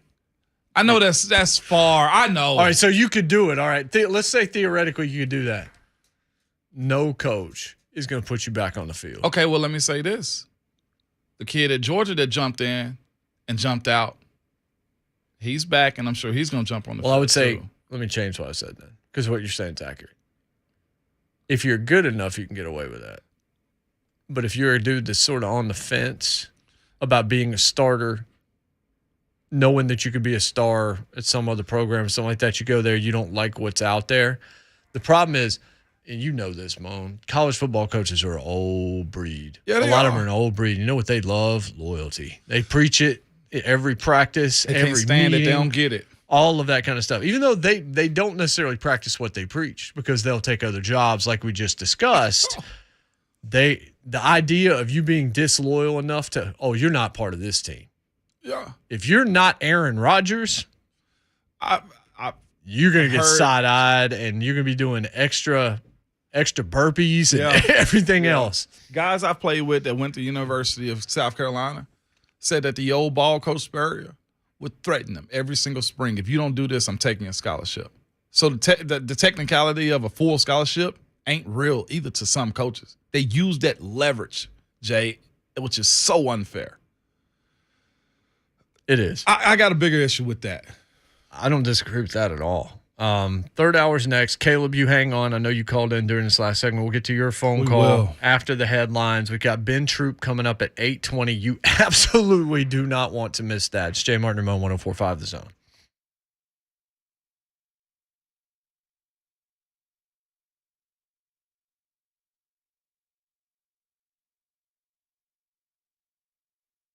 Life. Hey, SEC Media Days are coming up, and let me tell you this, it's probably going to get hot. It's going to get crazy. It's going to be really hot. It's going to be really hot. It's like NIL. It is nuts out there. And for their sake, they probably need to save a little bit too, okay? I'm not sure if they're using Window Nation windows, but they need to because it's their graduation sale. And if their windows are failing or somebody get thrown through them because Jimbo and Saban want to fight, guess what? They can get to the head of the class, man, because right now you get 0% financing for 5 years, which is 60 months. And you can get 2 free windows for every 2 that you buy, just in case it's 4 coaches fighting, Jay.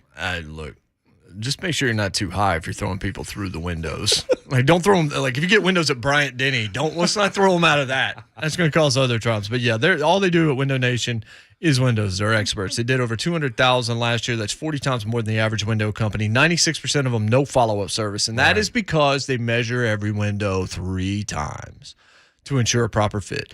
1 for every Tannehill interception. I would not be endorsing Window Nation if I didn't have complete trust in them, just like Titans fans do with their quarterback. They have experience and credibility. They're trusted by over 10,000 homeowners. 2 free windows every 2 you buy, no interest for 5 full years. 60 months interest free. You got to take advantage of this. Save thousands. Savings you'll only see once this year. And how do you take advantage of it? I got it all, Jay. Just go ahead and take your break right now. The number is 866-90-NATION. Again, 866-90-NATION. Or visit the website at windownation.com.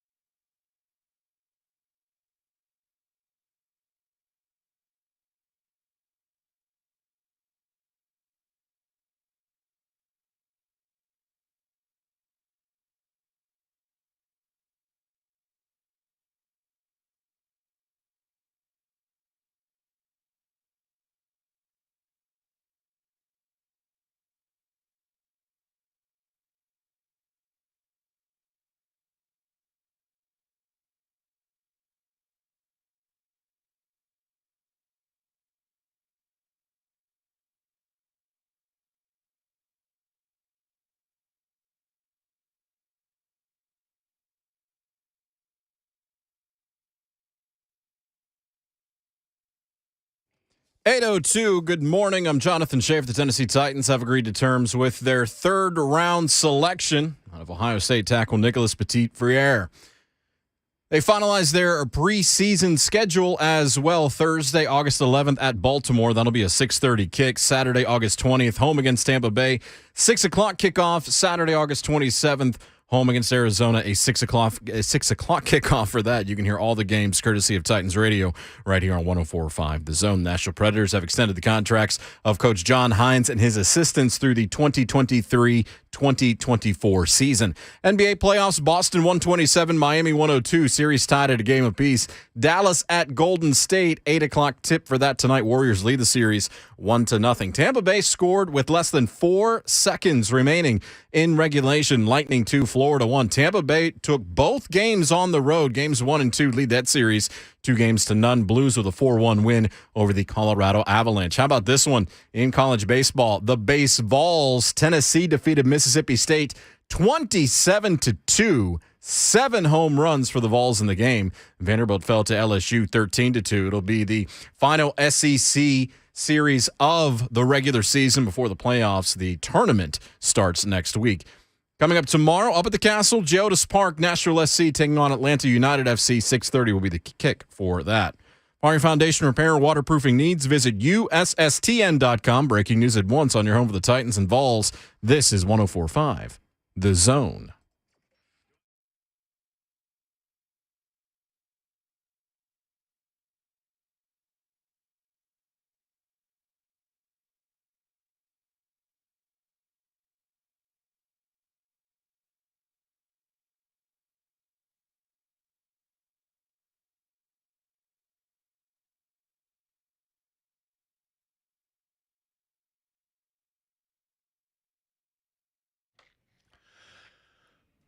What's happening third hour of the program? 2 down, 2 to go. Final 2 of the week. 2. Isn't that what Mississippi State scored last night? What a backflip. What a bat flip. Oh, they did a bat flip scoring too? Dog. Hit a home run. Guess what they were down, Jay? I know what they lost. 21-0 at that point. Oh, boy. And then did another bat flip at like 24-2 at that point. I appreciate it because it's UT, and they asked for it. They do. I give it to them.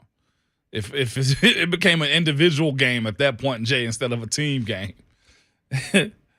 27-2, man. Scored 7 runs in the 7th inning. The game was That's still regular over. season, Shafe, is that right? It'll be the final series of the regular season. That's what I thought. SEC tournament starting next week. Yeah, that's what I thought. Ramonte been all break your neck in the chat. That's because he's been asking for it all year long. Oh, you guys suck and all this and that. And I'm like, I got a real good buddy of mine, Trey. Went to pitch at Mississippi State. We're very cordial, real good. He's the one that got my kid pitching, honestly. And, so I never had no malice towards Mississippi State baseball. I mean, we're talking about baseball in general. But today, Moan. Because I got time. When I think of Lonzo, I think of one other name. When I see Lonzo, I think of one other name. And today you are basically going full Lipton on Lonzo. And you can take that name as far you can get to Lipton from that without me having to go into detail and get you from first base to home plate, which the Vols did 27 times last night. 27 times, baby. Rung it up. 7 in the 7th inning. God, dog, that was a massacre. Yeah, it was. It was a problem if you're Mississippi State. Yeah. Caleb in Nashville. Caleb, what's up? What's up, Caleb? Hey, what's going on, fellas? Hey, I was just going to throw my 2 cents in on this Nick Saban stuff. We keep talking Texas A&M is 1 and Alabama's 2. And it doesn't really, in my mind, it doesn't really matter because they don't factor in where these kids are going to school and the coaching they're going to get. You know, you take a 4-star that's going to Alabama, by the time the season starts, he's going to be 5-star talent. You know, you take a 3-star, he's going to be 4-star talent, you know, or better. So the recruiting rankings to me, when it comes to these Alabamas and Georgias and these stuff where these guys are getting coached as well as they're getting coached, to me the star rating and stuff doesn't really matter. We saw with Butch Jones years ago, I'm a BFL. I saw Butch Jones. He's grabbing 5 stars left and right. What did we do with them? We went in overtime to Appalachian State and lost the East, even though we beat Georgia and Florida that year. So I think all of it boils down to the X's and O's, and what Nick Saban's doing is he's doing what he's always done. He's taken his opportunity to raise Alabama even further, in the world of college football. Listen, there's people in life who let opportunities pass them by and then take advantage of opportunities, and he is one to definitely take advantage of opportunities. He sees the way that the world of college football is turning, and he's going to be at the top of it. That's just what Nick Saban does. So, but that's my y'all have a good rest of your day, and go Vols. All right, Kel, appreciate it. So I'm going to push back on one thing on that. You've got to have 5 stars to win national championships. I agree. Because I can prove it to you historically. I can tell you who had the number one recruiting class, and I can point to a team in the college football playoff. Can I say this too? Even at the next level, the NFL, the top 300, they track those kids. If you're on that top 300 list, just in general, or the top 150, to your point, it does matter. It matters. It does a lot. I think what they've said now is if you get 3 consecutive classes with a lot of 5 stars, you should be able to win a title. And that's where you're looking at with a team like A&M. This from 2018 from 24/7 Sports. Only 2 teams in the 2018 cycle, LSU and Texas, managed to land a 5-star prospect without finishing in the top 10 of the final college football playoff rankings, showing there's less parity than there's ever been when it comes to 5-star guys. That's the one thing NIL will change. But I still believe that the biggest thing NIL will change is depth, because no longer am I going to sit on your bench if I've got talent. Like if I'm Mac Jones and I can play somewhere else, I might play somewhere else to start with. Now, maybe Mac needed to be at Alabama, but there are some backup quarterbacks or whatever. Like the best example at Bama is running backs. Yeah. And waiting your turn and all this. Guys aren't going to have to do that anymore. Nope. With depth and with the money originally, you can potentially write your ticket once you get a year at Bama. You can be Najee Harris, finally get your chance, take over. You can be Brian Robinson, you can get drafted. These things are going to happen, but I can play earlier and still make $1 million in the Pac-12 or somewhere in the Big 12 or somewhere in the Big 10 or at a different SEC school. I think it's stockpiling talent that will change yes, because sir. of NIL. Yes, indeed. I 100% agree with you on that. And I'll push back, too, when it comes down to those rankings and 4s and 5s, 4s turning to 5s, 5s becoming perennials, and 3s and this, because that also comes down to reps and opportunity also. And the thing about those 4s and 5s, and I heard somebody bring this up too, is, not a free plug because I use it all the freaking time, but they say 24/7. They do their ranking, they do a composite of everybody else's rankings too. So a guy that might be a 4-star on one site is actually a 3.5 when we're really looking at the way he's truly judged. And the development of a player comes down to when they get into a new environment, get into the system, develop properly. So to say that, Saban's had a better track record at it, I kind of push back a little bit more on it to it. His prospects of the pedigree of players he's gotten absolutely assists in that development of those athletes. But it doesn't necessarily correlate. I've seen 4s turn into nothing. I've seen 5s never play. I've seen guys destined to start from starting year one and never play again because they just can't handle the continued development of it all, man. And I'm of the mindset that all of these kids with this money, go to what system fits you best. Go to where you're going to have an equal fight as far as getting into the door, because no matter how much money they get, if it's managed properly or just in general, you know how it goes. If I get $1 million, I want to see what it feels like. The number 1 overall pick just got 37 and a half. Right. You know what I'm saying? Like, that's the end goal of it all. That's what Dion basically was saying about Hunter. He was like, look, Hunter is interested in playing in the league. Yeah. Hunter's interested in NFL. He's not interested in $1 million today. Yeah. Now, some people will take the quick. Some people will take the long. But the argument that 5 stars and all this kind of stuff, I will say, look, 5-star with bad coaching can become a 3-star real quick. Yep. If they're atrophied. Butch found a way to do that at Tennessee over and over again. People slipping through the cracks, being put in the wrong spots, all that.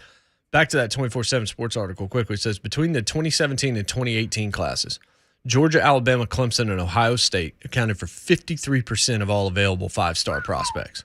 Georgia 16, Alabama 13, Clemson 11.3, Ohio State 13. That 14 group during that time, you know what they were? What were they? They were the three champions of the college football playoff era. Alabama, Clemson, and Ohio State, and one team that finished in overtime to a throw away from a title. Wow. Those four schools had over 53% of available five-star prospects during that cycle, and those are the teams that have won championships. It does matter. Stars do matter in college football. The question is, how many of the five-star guys are actually five-star guys? Okay. And I that lost gets my into train of thought. Another barrel. I was told by somebody that was in that world of going to these camps, not the the people that handle you to say, hey, you need to go to this. But if you go to a camp long enough, one specific, I don't care if it's rivals, I don't care if it's Adidas, Nike, whoever it is, the more they see you, the more familiar they get with you. The more you go to their camps, the more you know how the drills are run. I heard time and time again, there was a kid that was at Tennessee that went to a named camp numerous times. It got to the point where he started bringing his own receivers. And then he was a 3-star. Then he was a 4-star. Then he was, he could be a 5. Why? Because they were familiar with seeing him. He started to bring his own guys, so you raise the ratings up a little bit. Even in baseball, you go to these showcases, all you got to do, I don't care if you throw a ball, I don't care if you throw a strike, just throw it hard because all they care about is the number, and that number pushes you up. Even if a kid is registered as throwing 86, I won't go that high. Even 86, but it's a wild pitch. But it's a wild pitch. But it doesn't matter. But it don't matter because they're going for the number. Like that's a universe, and we've talked about this off air many times. I don't even understand that universe because I've never had to play in that. I've never had to play in that arena. But that right there sounds dirtier than everything that we have talked about by a wide margin. And you know what's crazy? You pay to go to it. So some kids that probably can't afford it never will get ranked. That's why I think the kid from New York that just committed to the Vols on basketball, he probably couldn't afford to go to the showcases or travel like that. But here he is, 2-time player of the year in New York. What does that say to you? You know what I'm saying? Like, he wasn't just in that recruiting circle and cycle. That's all that was to me. That's a cesspool. I gotta ask. We have to ask Ben because he's in Georgia with this. Yeah. We'll talk to Ben Troupe on the other side. You want to talk about a segment I would say you need to be here for? It's all of them, but it's it's that one in particular. Plus Ryan Clark next hour. But Ben Troupe, we're going to talk a lot about all of this with Ben on the other side. I have a feeling he will have a lot to say. Jay Martin, 104.5 The Zone.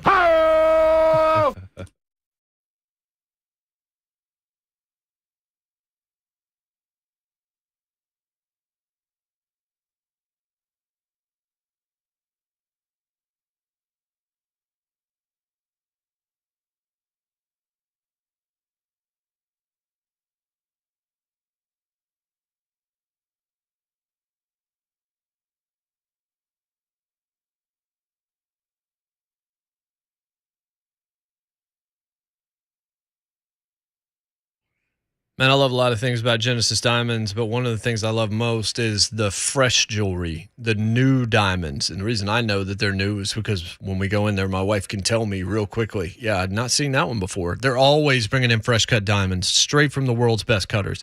Every size you can imagine, larger, rare diamonds, 3, 5, even 10 carats.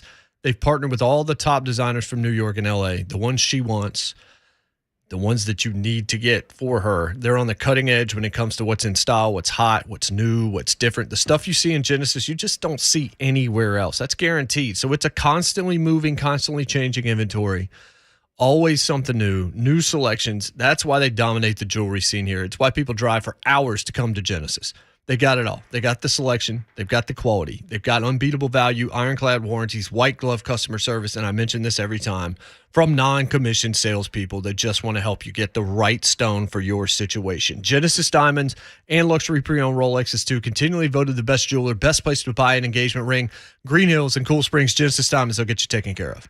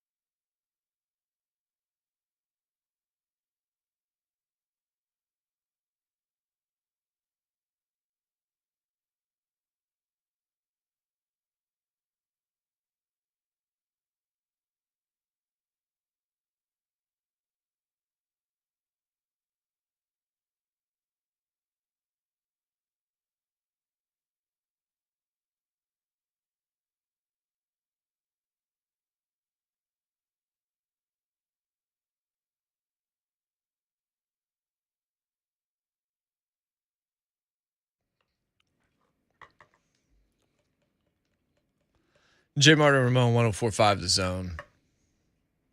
All Four Seasons Garage Doors. Been one topic today. Kind of thought it might be. Not the NBA Finals. That game was mercifully not very good. No. Unless you're a Celtics fan, so we don't really have much to break down. Celtics were better than they were last night. Won the game by a lot of points. Cool. We move on to game 3. Grant is getting very familiar with that three-point line, too. It's interesting, isn't it? Confidence is a hell of a thing, Jay. I would stop short of calling him Grant Curry, though. That name got to go. I ain't got. Please tell me that ain't Vols fans. I don't think it is.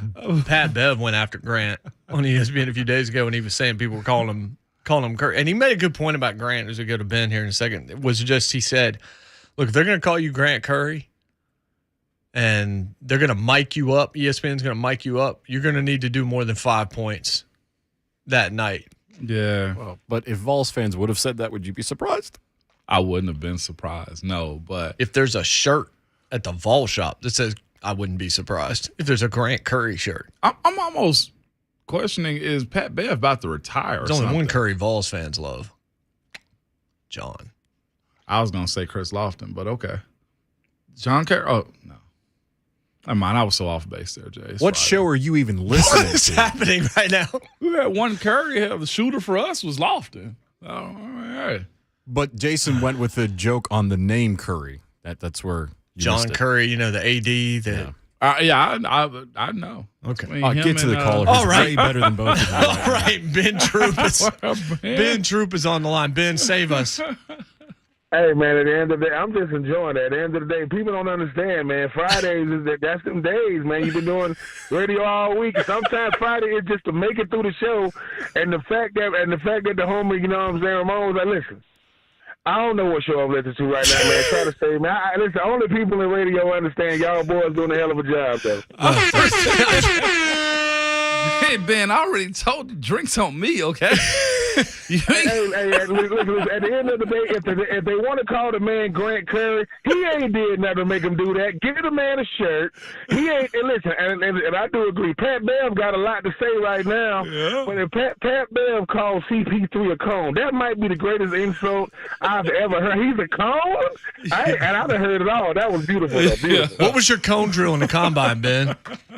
You know what? Thank God, man, I didn't do anything at the combine. I didn't do nothing at the combine. But my cone drill when I was at my pro day, I can't remember. But let me tell you something. I'm not the fighting type. A grown man called me a cone. You're going to have to see me, man. You're going to have to see me somewhere. Just you and me. You're going to have to catch that fade. Because I got a daddy out there by the name of John W. Troupe. Going to say, son, ain't no cones in this family. I said, I know. I'm going to see him. I'm going to go see him. We need ice cream in a cup in this family. Listen, at the end of the day, when I got to tell, if I just tell my family member something and they don't understand, what you mean he call you a cone? You getting upset. You don't even know what it is. I'm gonna get him to explain it to you at the family reunion, and we gonna just catch a fade right there in the middle of the food. We just gonna get it right, and then I'm gonna love up on him. Cause Pat Bev love him, but man, CP3 a cone, that might be the greatest, man. Yeah, that is, man. I can't front. That was good, but I mean, that was one fight. But then we got Jimbo.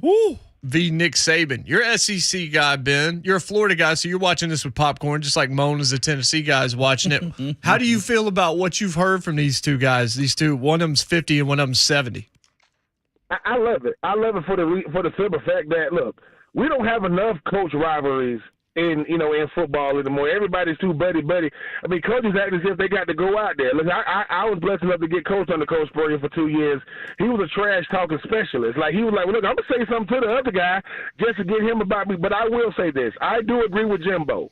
Jimbo says, keep my name out your mouth, man. So let me get this straight. You mad at me because you were the number 2, I'm the number 1, and all of a sudden I'm paying people. Did he mention in Jackson State? Did he mention in Miami? Basically, just know this.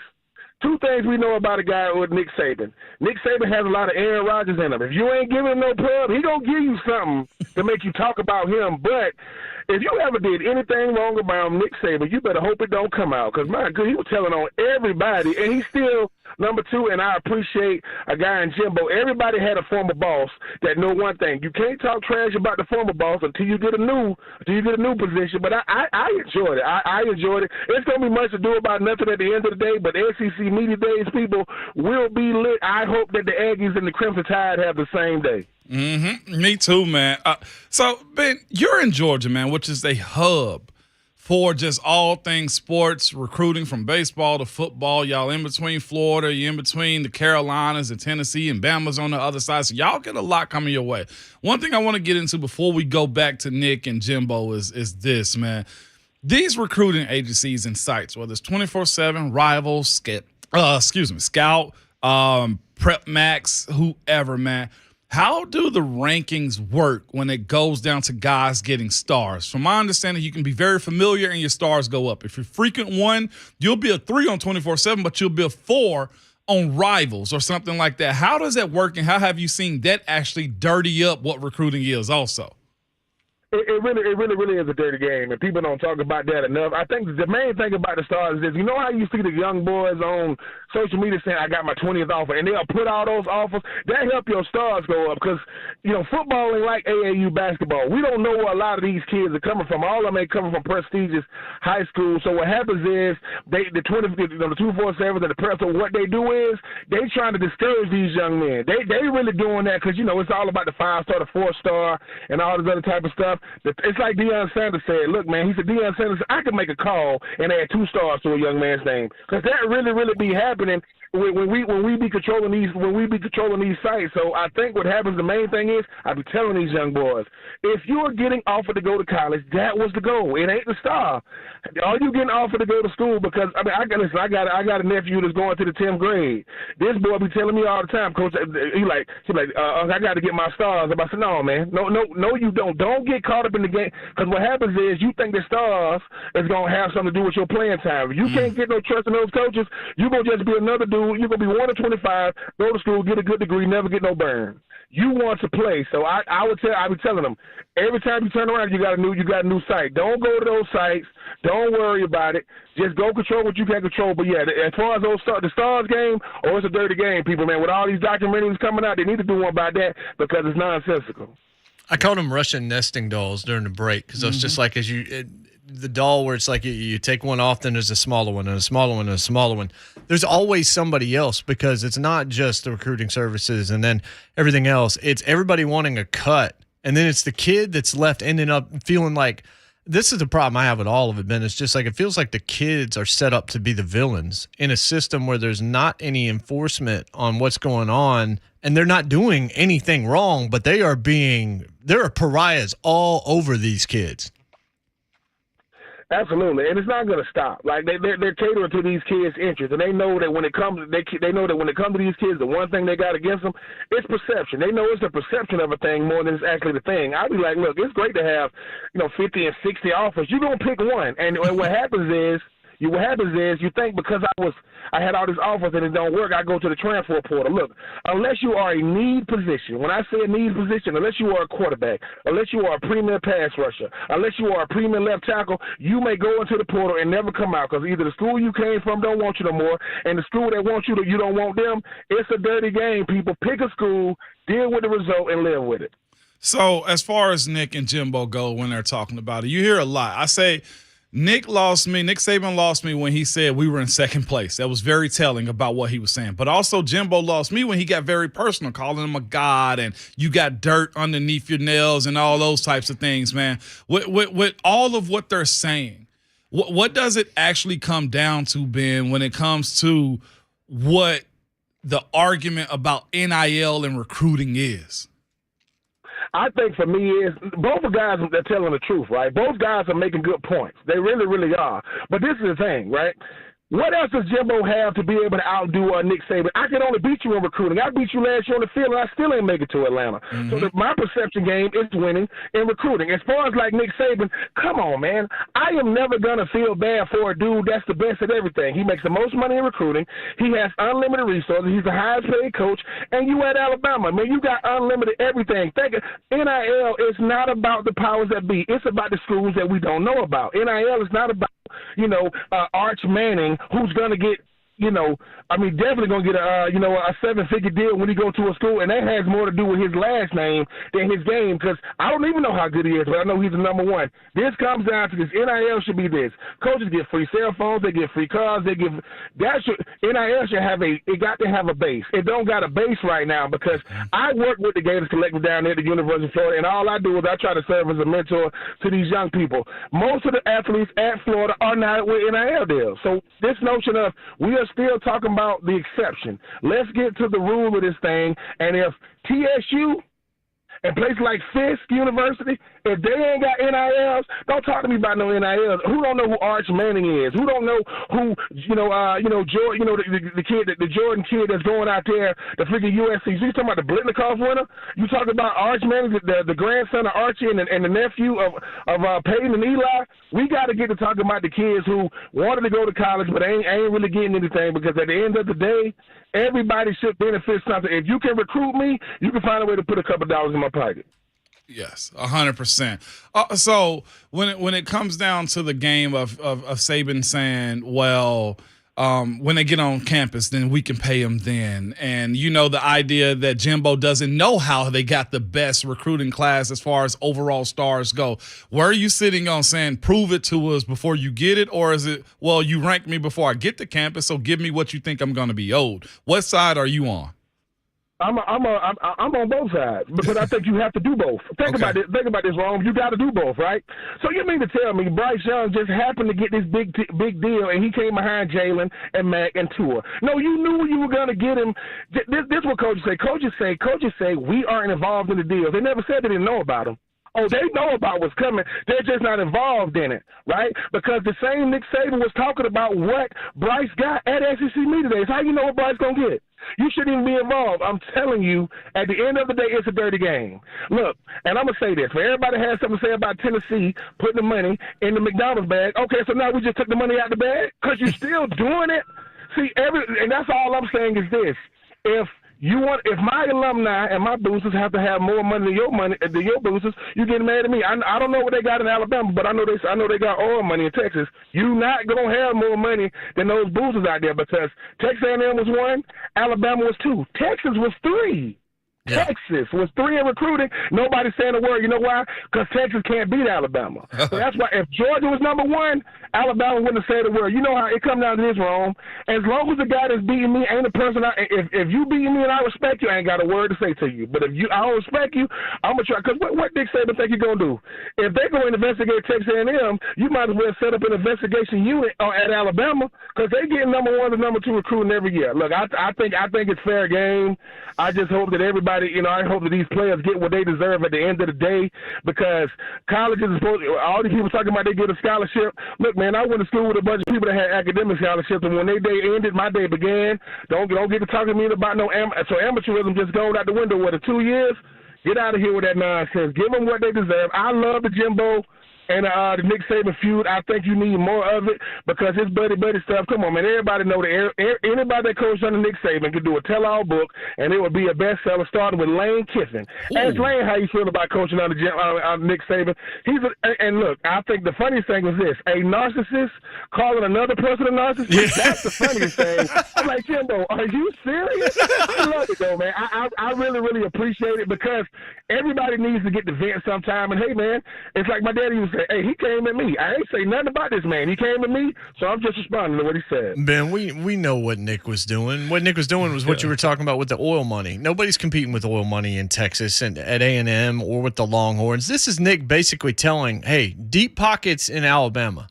Understand we finished number 2, but it isn't going to stay that way if you guys don't help me out. I'm a great coach. You know that. We've won a lot of titles. We had 7 straight number 1 recruiting classes last decade in a row. But we're not going to be able to do that because they've changed the way the game is being done. And now I need you. The whole thing Saban was doing was basically saying, look, A&M's got money I don't have. I need you. Nick Saban understand. I understand that he was sending up that flag, but this is the same Nick Saban that got Henry Totola. He came over from Tennessee. He got Jameer Gibbs that came over from Georgia Tech. He got Eli Ricks that came over from LSU, and he got the number 1 and number 2 offensive and defensive players coming back, and he's still crying wolf because he came in number 2. I'm telling people, the thing about Nick Saban is as long as he's being celebrated, he ain't got nothing to say, but ain't nobody talking about it. When he sat there and said, hey, Georgia won the national championship, we won the SEC, you knew it was going to be a problem, but what's going to happen when he's number 1 in 2023? Right? And he ain't going to have nothing to say. Then they're going to say, oh, man, y'all was able to go from number 2 to number 1. Wow, man, y'all really had to dig deep. No, y'all Alabama, man. Y'all going to be in the top 2 or 3 every year. But I think it's great, though, because I love when coaches are being honest. I will say this, though. Old Deion Sanders, man, he got an ego about as big as a state, man. He don't like you coming at him. But I love Deion, but if Deion expect me to believe that Travis Hunter went to JSU because he wanted to get coached by him, Deion, come on, man. I love Deion, but Travis Hunter got new money and new teeth. That boy got new teeth and everything now. We're joined by former Tennessee Titan and Florida Gator Ben Troupe this morning, man. That's very real though. So, Ben, is it fair in all of this for these kids though? Like in general, we're talking about these NILs and the coaches act like they just don't know and just all across the board. What do you say as far as the fairness of it? What do you say as far as if it was $30 million this past year for this A&M class? Like, where do you stand as far as saying fair, not fair, out of bounds, out of control? It's never going to be fair. It's never going to be fair because we ain't working with the same amount of money. Like you just said, the $30 million can go to a school that's not going to win that conference and not even play in Atlanta. You know it's not going to be fair. The only way it's going to be fair is if, and the people don't want to hear about this, it's either college athletics or it's not. There are things that I can do if I'm at the University of Florida that a FAMU cannot do. They just cannot do. Florida State can't do what Florida does, and that's one of the big three, including Miami. Either we going to do some type of profit sharing so that we can share the wealth with these other colleges, or don't call it NIL, man. Call it name and image leverage, because you're using your leverage. You got leverage more than somebody else, right? I just know that at the end of the day, it's like this. Rome, there's nothing you can tell me about what you did at 10. The only difference in your school and my school is the colors and the name. We went through the very, very same experiences.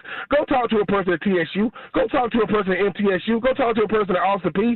And you're going to be looking like, they made y'all do what? Because that's foreign to us.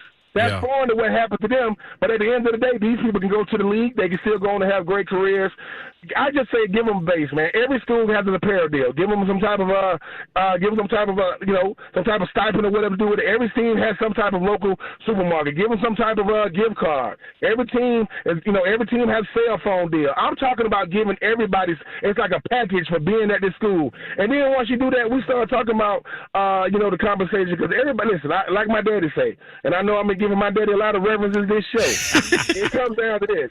My daddy say, I said, Daddy, do everybody want to be rich?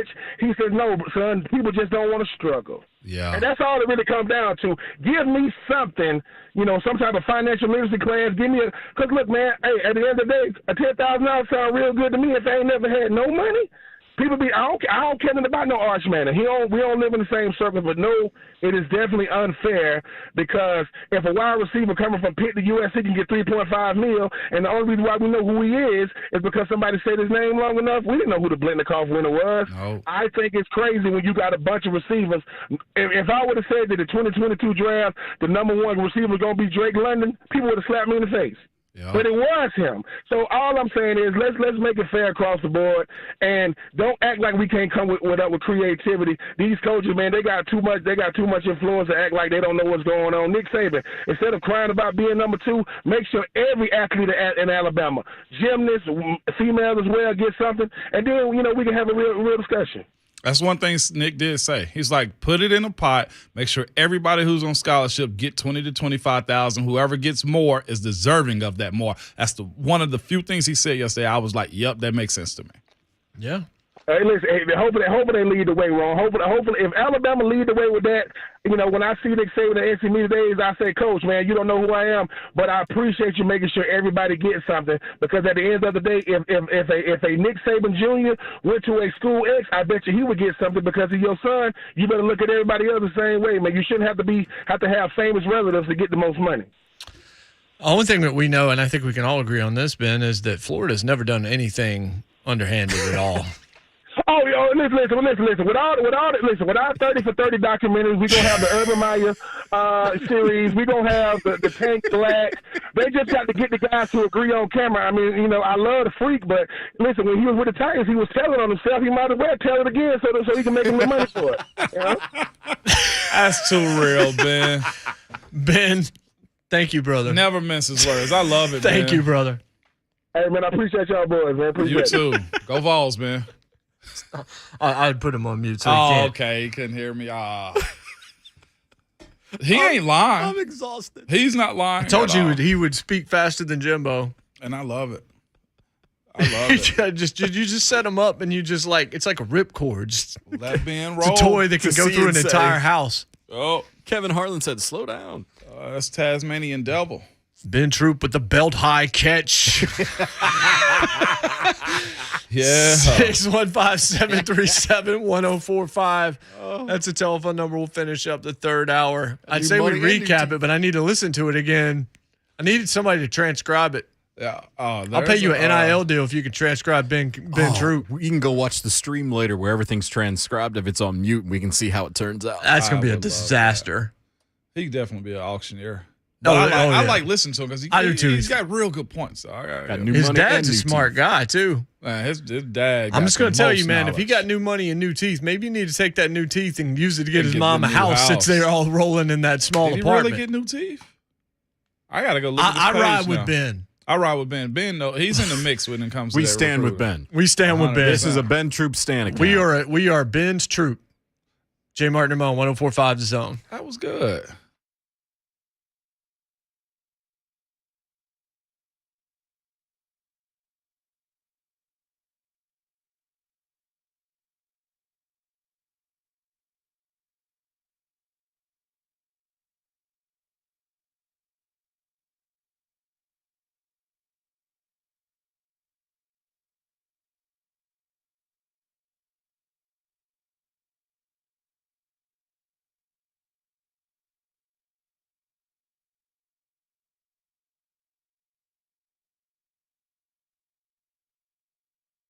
Two Rivers Ford can custom order any new Ford you want in any model, color, or features available to you. They'll get your Ford manufactured for you and deliver it right to your door. But, Mom, what about the price? Is it more expensive to custom order than to buy off the lot? Not at all. In fact, Two Rivers Ford has the best prices around whether you buy off the lot or you place a custom order. And that's because Two Rivers Ford still sells below MSRP on all non-specialty new Fords, like they've always done before. I personally think it's pretty cool that Two Rivers Ford could have raised their prices during the pandemic and during the supply chain issues, but they chose not to because they believe selling at a fair, honest price is what they've always been doing for almost 40 years. And let's face it, a fair price, great service, keeps customers coming back for decades. It's why they're here for the long haul. You can always count on Two Rivers Ford to be honest and upfront and to never gouge their customers. When it comes to your trade-in, you'll always get the max trade-in guarantee at Two Rivers Ford. So custom order the exact Ford you want. Get a great price and get the most for your trade-in and feel good about shopping with a locally owned business that has an A+ rating from the Better Business Bureau. Two Rivers Ford, powered by Ford, driven by people.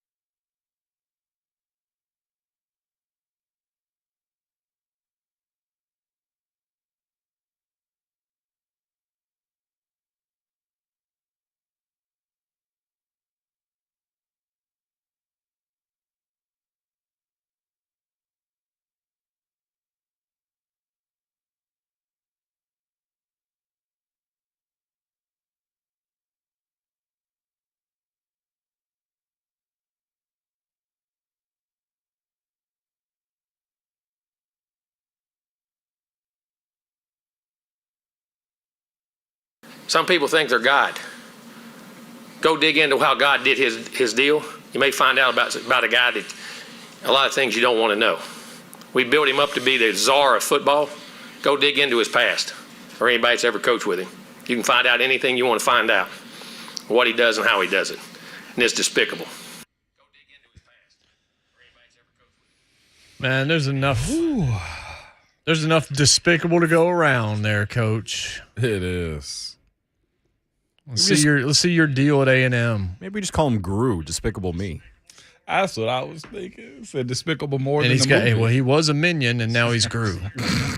He was one of Saban's minions. Didn't like it. Now he's Gru. Good stuff from Ben Troupe. Solid from Ben, man. And yes, we know Ben talks fast. We love it. That's part of it, man. It is. He's a character. I like that he gets a lot out in his conversation, because sometimes you talk to people and they give you like 3 words, and it's like, nah, Ben. Look, you'll get a lot from Ben because he makes sure he maximizes his time. Like I said, I'm glad we don't pay him, but I'm definitely glad we don't pay him by the word. If we paid him by the word, man, he'd be making Saban money. If pay him by the word, we'd have to get rid of Buck. Maybe we should be paying him by the word. That's what we were going for. That's what I was going to say. Soft toss. Soft toss. That was like Mississippi State pitching to you, Jeff. Oh, you told me I couldn't take any more shots. What'd you say? I was looking at something. It said soft toss. You really think I be listening to you? I ain't listening to you. Soft toss like Mississippi State baseball. Oh. What's remarkable is how much we don't pay attention within our own show. There's so many things we miss that each one of us say, but that's just like we're in the room. We're in the room playing.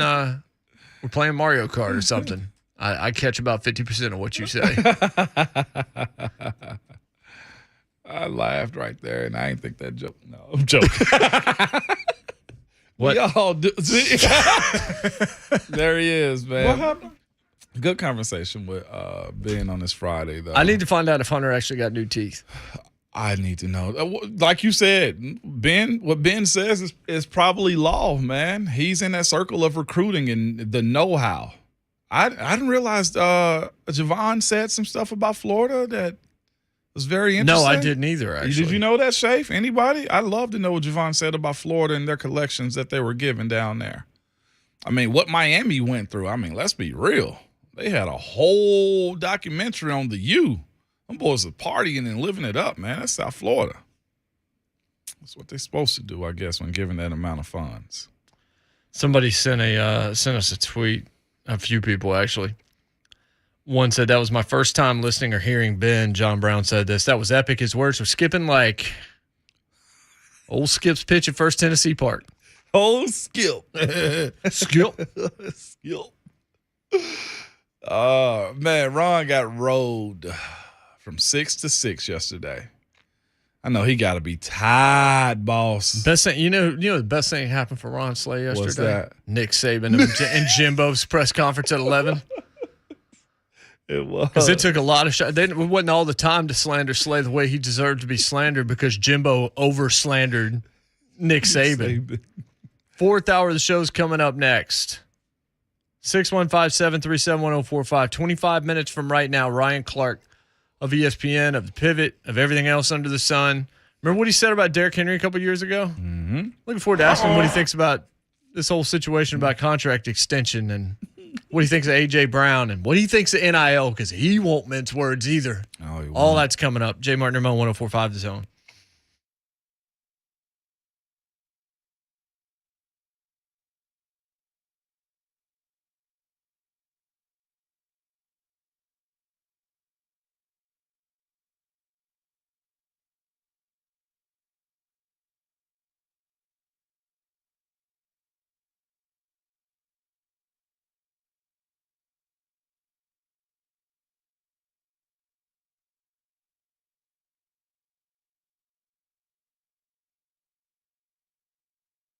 Spring weather in the South can get a little complicated. One day it can be warm or even hot, and you need to turn on the air conditioner, like today. But at nighttime, it can get chilly, and you need a little bit of heat to keep your house warm and comfortable. It's Ramon Foster. I have the heating and cooling company that can take care of all of your HVAC needs, and it is Spring Hill Heating and Cooling. They have over 20 years of experience serving all of Southern Middle Tennessee. Spring Hill Heating and Cooling is a family-owned and operated company that prides itself for outstanding customer service. They also offer cost-effective solutions, such as a free service call and a free estimate on replacement systems. They back their work also with a 10-year parts and labor warranty and up to 72 months of no interest on new installs. So be ready for the spring or the hot summers or anything that may come your way by getting the best indoor air quality thanks to Spring Hill Heating and Cooling. They have 2 locations to serve you, Columbia and Lyles, and available anytime at springhillac.com. Go talk to the folks that I know at Spring Hill Heating and Cooling.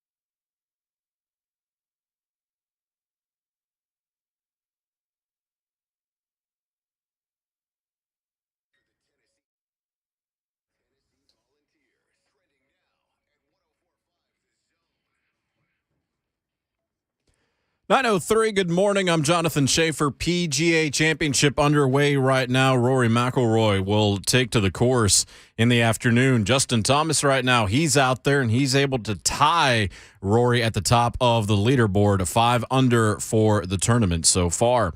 Titans agreed to terms with third-round selection Ohio State tackle Nicholas Petit-Frere yesterday. Also finalized their preseason schedule Thursday, August 11th at Baltimore, 6:30 kick. Saturday, August 20th at home against Tampa Bay, a 6 o'clock kick. And then the following Saturday, home against Arizona at Nissan Stadium with a 6 o'clock kick. You can hear all of that action courtesy of Titans Radio right here on your home for the Titans, 104.5 The Zone. National Predators have extended the contracts of Coach John Hines and his assistants through the 2023-24 season. NBA playoffs, Boston, no problem with Miami last night, 127-102 win. That series tied at a game apiece.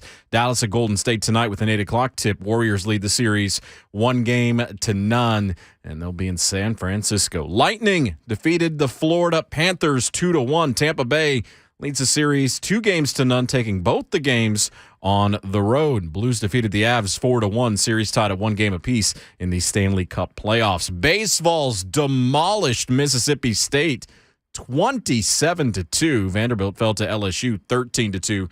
The SEC baseball tournament will start next week. And coming up tomorrow at the Castle, Geodis Park, Nashville SC will host Atlanta United FC. 6:30 will be the kick for that. For all your foundation repair and waterproofing needs, visit USSTN.com. Breaking news at once on your home for the Titans and the Vols. This is 104.5 The Zone.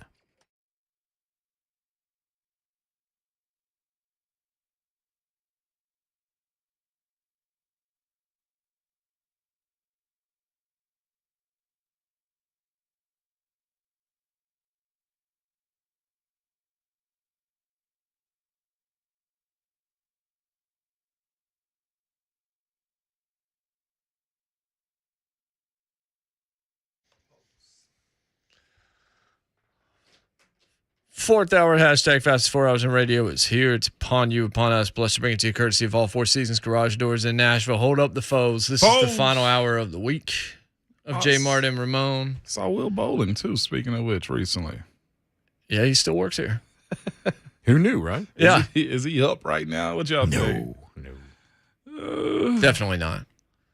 So, I was joking about the first pitch in the last segment, the last hour, about how the best thing could happen to Ron yesterday was the Jimbo thing, because then nobody really could devote that much time to the pitch, obviously in jest. Ron has responded 4 times to say he's not ducking the smoke and he's a big boy and he didn't ask for anybody to save it. Nobody said you did. But the fact that you've responded 4 times to a joke, flippant comment made at the end of the hour clearly meant something to you. It don't bother me, bro. You and Skip, man. Y'all got it. We going to put this. I'm poking the 6'5" bear right now. Yeah, you two have a bit of a frenemy relationship. You two got a frenemy relationship. We don't. Going. He just keeps on saying, it didn't save me, it didn't save me. You didn't realize I wasn't being serious. Old Skip and old Limp over here. Come on, baby. Limp. Yeah. the walk. Not really limping. The walk. Not really old limping. Skip and Kane are here. Not really an athlete. I actually thought he was going to make a video of the throw, too. I kind of need to get him multiple throws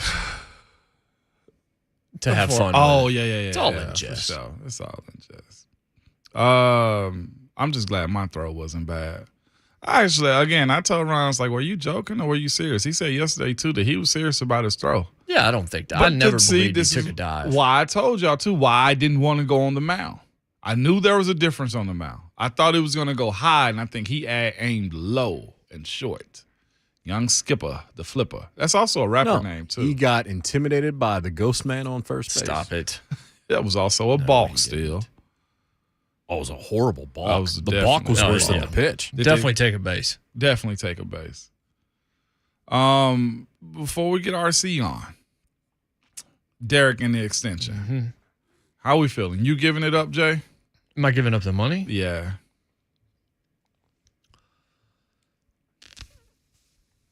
I don't have to give up the money. You don't have to. I've got him for another year, and then I can tag him. What did we say about we talked yesterday after the show a little bit, I think, or the day before, speaking of, well, what does this do for Derrick? Where does this fan base side with? when it comes down to Derrick. Derrick's a special case. But we just saw it with AJ. Mm-hmm. Derrick's different. Derrick is almost royalty in this city for what's happened over the last 3 years. For the big, what do we have as far as Titans go? The big 4 or big 5? Wycheck, Mac 9, Eddie, and the Freak. The Freak. I throw Bull in there too. 5. I don't even know if I go with 5. I mean, I still think you there's go big a 4. I think there's a 4, and okay. then I think you can start talking about Wycheck, Bullock. I mean, there's guys right there. Okay. But if you're doing the Rushmore thing, you got 4. Okay. If you got 5, then yeah, I would agree. Bull is in there too, for sure. But you're talking about a 3rd contract now for a running back. Yep. Who's coming off of a foot injury, where the numbers tell you one story that you have to then tell yourself is a lie. You have to say he's the different one. He's the aberration. Yeah. He's the unicorn. He's different. Now, if I'm a fan, I love Derrick Henry. I probably got his jersey hanging in my house. Yep. But if you force him to hold out, holdouts usually don't go well for the player in public opinion. Usually not. Usually not. Usually you side with ownership because you want that guy to play, and then all of a sudden you start thinking about how much money he's making and how dare he and all that. I'm not saying it's legit. Yeah, I'm saying that's how it. You've seen Twitter. You see how it goes. I've seen one kind of side with it after you figured out how dirty they were, and that's the Washington Commanders and Trent Williams. Remember his situation with them? Like, he almost died. But yeah, that's the most recent one. I'd say Kyler is a villain. Right now. Yes. Debo's a villain right now. AJ turned into a villain. Deshaun sort of became a villain before the other stuff happened. Mm-hmm, sure did. So with Derrick in this market, where is Derrick standing as far as fan perception of does he deserve it or does he not? Because we ain't really dove into it. Here's the problem for Derrick. He plays the wrong position. Dang. He plays the wrong position to have everybody have his back. Now, if he would hold out next year, after coming back from the injury and having 1,700 yards or whatever it's going to be this year, and proving it again, and he says, I refuse to play on the tag or something like that, right. I think that would fall on John Robinson and the Titans more so. Yeah. But I think if he tries to hold out right now to get paid and the Titans draw a line in the sand, right, it's going to be a little – because we heard it. Derrick was royalty right up until Aaron Rodgers was out there to potentially get, and then we took a bunch of calls wondering could we move Derrick and Ryan to get Aaron Rodgers? Sure did. So can both be true when it comes down to Derrick? Can Derrick be royalty here? As far as you got rid of AJ, you can't get rid of him, and you need to do whatever it takes to keep Derrick happy. But also, will they say, but he's a running back? Also, he's 28, I think now, or 29, 28. Are they going to use both of those? I love you, but I don't love you that much. Will we hear that from this fan base? And I'm not sure. Because the article came out, then it died. I don't think we've heard much from it. At least we hadn't really discussed it because Nick Saban and Jimbo kind of took over. It was a trial balloon. It was a trial balloon. It was a trial balloon from his people. We believe that. Does he deserve it? Or is it just security when it comes down to Derrick Henry? Define deserve. It's security. You're paying him now. Whatever you're paying him now, you're not paying him for legacy and what he's already done. You're paying him for what he's about to do for you and what you think he can do for you. As much as that sucks because, man, he was worth so much money because of what he was able to do. Whatever you're paying him now is about the future, not about the past. Not about the past. So when I say deserve, if we were to poll each other and the listeners on the show, and we say, does Derrick deserve a pay raise because you know they're going to run him into the ground this year? Pay raise? No. Yeah. No, absolutely not. Absolutely not. Not a pay raise. You sign the deal, you do the deal. Yeah, but I think you're looking at, do we go another year? I mean, that's technically what it's going to be because he's going to get. Right, but I'm not paying more. I wonder what's the best bet for Derrick then to justify being the workhorse this year, and you know it's going to go through him a lot. Because do they move money up for him? I've seen that done before where that 12.5 could turn into 16 if they That's move. something I think you could consider. You know what I'm saying? Like, that's where I'm at with him because then that'll show what the Titans think of his timeline, too. How long is he going to last here? Because everything right now is based upon term. That's the sticking point here is term, even more so than money. Would you be happier if they went ahead and just, okay, that 12-year due next year? We'll go ahead and move 6 of it up as a bonus, and then you get your base salary. I think you can talk about that during the season. You talk about that. Yeah. Is it worth it, though? For the team, you're extending his contract and potentially hurting dead cap later. Now, that depends on how you value that, and this team usually values that. They do. And we're talking about or they've voidable said they years, do too. in order to do what they want to do. Mm-hmm. Yeah, we're talking about voidable years. Yes. He has virtually no guaranteed money left. None. And that's what his people and what he wants to change. Whether or not he sees a decline coming or whether or not he knows it's a third contract and they're going to try to find a way to devalue it. He wants money today. He wants money ASAP. He doesn't want to have to play another year, renegotiate, go through all that. He wants a check scratched faster than that. I was about to say they do it for quarterbacks, but I remember what you said. He played a wrong position. It's just not the right position. Or time. To me, that's what harms his leverage. Him being Derrick Henry, that's great. Him being a running back. You know what you're also saying? Especially when Deontay Foreman did what he did last year. We'll probably never get another MVP at running back for a while. We can end that conversation. I don't think you ever will again. Because that's most valuable person. Also. Because I don't see the sport going back to that. I don't either. You can incorporate it still by second-round draft picks. But we ain't going that route unless it's a duo player. We'll talk to RC about it. As long as the focus is on offense and points, you're not going to see a running back as an MVP unless it is just the most look at the wide receiver market and statistical the money they're getting right now. year you could ever imagine. They're setting offenses up to be quarterback to wide receiver tandem stuff. Right, and you'll see a wide receiver be an MVP before you see a running back. Oh, yeah, absolutely. Totally agree with that. But then once you get to that, you're like, well, who's throwing him the ball? Let's just give it to that guy. Yeah, true, but I think the likelihood is, if you were to compare the two, it would be a wide receiver. Well, if it's a rookie yes, quarterback. For sure. Yeah. For sure. We'll come back. We'll talk to Ryan Clark. We'll ask him what he thinks about the Derrick Henry situation, what he thinks about A.J. Brown. There's a lot going on in the NFL. And, look, he played in the SEC at LSU. We can talk to him a lot about Saban and Jimbo, too. It's going to be good. It's Jay Martin Ramon, 104.5 The Zone.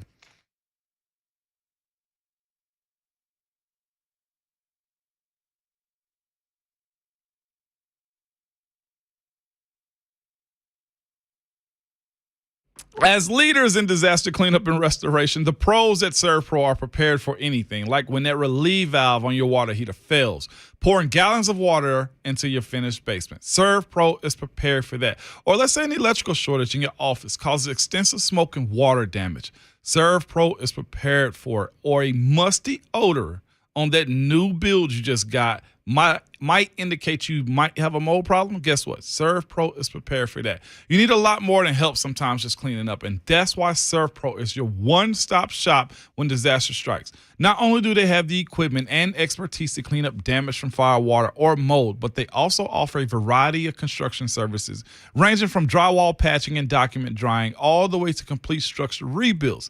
There's just one call you need to make to bring your home or business back as good as new and as soon as possible. So if you're in need of cleanup from fire, water, or any unpleasant event, ServPro is always ready to help. Call ServPro and the official downtown Nashville operators at 800-ServPro to see how we can help you get back to like it never even happened. The number is 800-SERVPRO. ServPro, cleaning, restoration, construction. Franchises are independently owned and operated.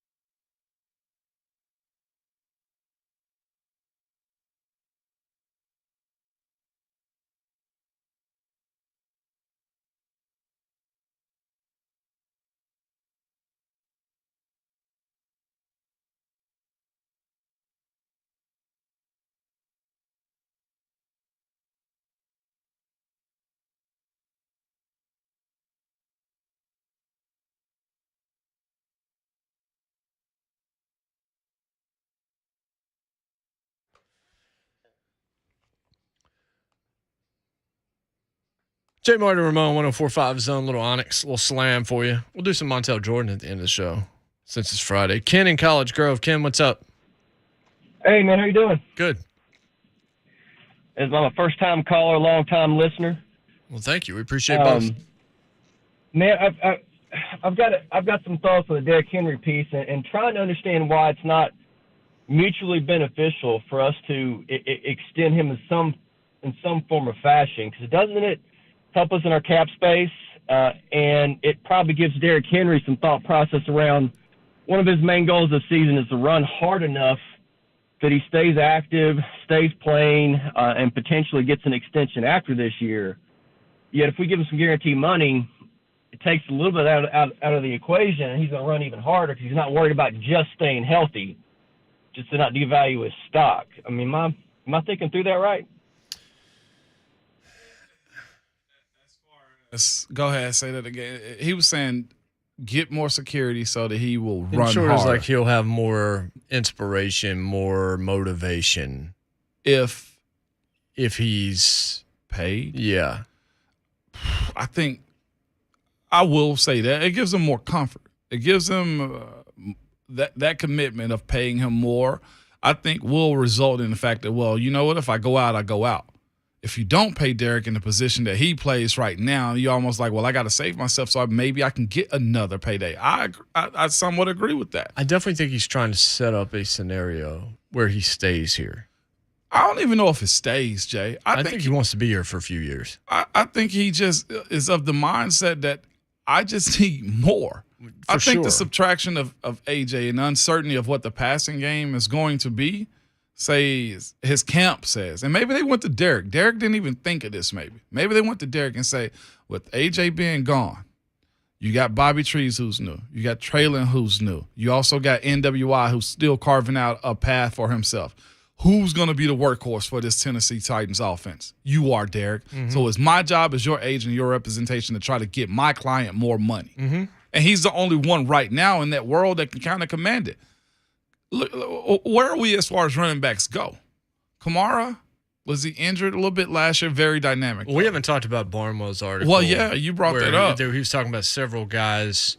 And look, he said he believes Derrick's going down. He doesn't say it's over quite, but pretty close. But he starts, the articles are McCaffrey, Henry, Kamara, and Elliott Dunn as star running backs. Mm-hmm. And it goes into a lot of things about Derrick and about how he runs, and the fact that he runs explosively causes a bit of problem. So, and he goes through his decline that wasn't just last year, but looking at his yards per carry drop, his success rate drop, all of these. So again, it's a lot of things based on number. But 33 other backs since a merger had this sort of dramatic year-to-year drop-off in efficiency. Do you know how many backs returned their previous yards per carry figure at any point over the remainder of their careers? 1. Wow. 1 out of 33. We know who that one was. I believe it was Todd Gurley. It was Todd Gurley. And then he dropped off a cliff. And then he fell. But I think the bigger argument here is because of the way Derrick Henry runs the ball. And this is actually what Barnwell says. He says Bettis and Peyton, meaning Jerome and Walter, did just fine after their drop-off, even though there was a drop-off. My concern, though, is how heavily Henry's success is tied to his explosiveness. For whatever comparisons people make between the 247-pound star and other backs, his real differentiator is his acceleration and big playability. Even after missing half of 21, his 11 gains of at least 50 yards since 2018 is the second most of any player in football, behind only Saquon Barkley. But because he runs explosive and runs the way he does, and his game is predicated on a certain thing, his drop-off could be much steeper. Be drastic. Yes. So it makes all sense in the world to try to get more bread then. Absolutely. That's what I'm saying. I think he's calculating. I think his camp knows we're closer to the end than the beginning. So is Derrick owed this?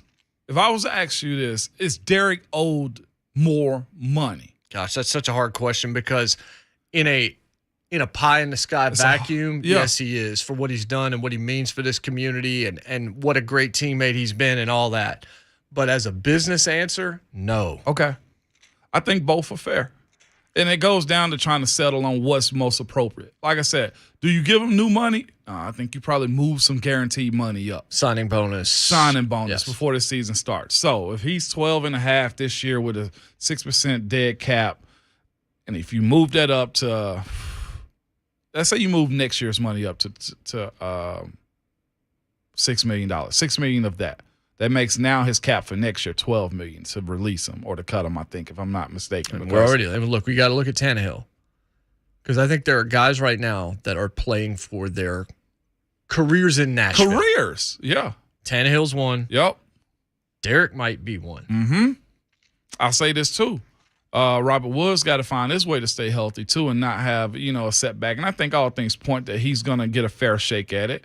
But you also mentioned his age and injuries and everything else, too, coming off the ACL, about to hit 30 or 29, whatever his age is, right? He's late 20s. So this is an imperfect question to ask, and we'll take Luke's call.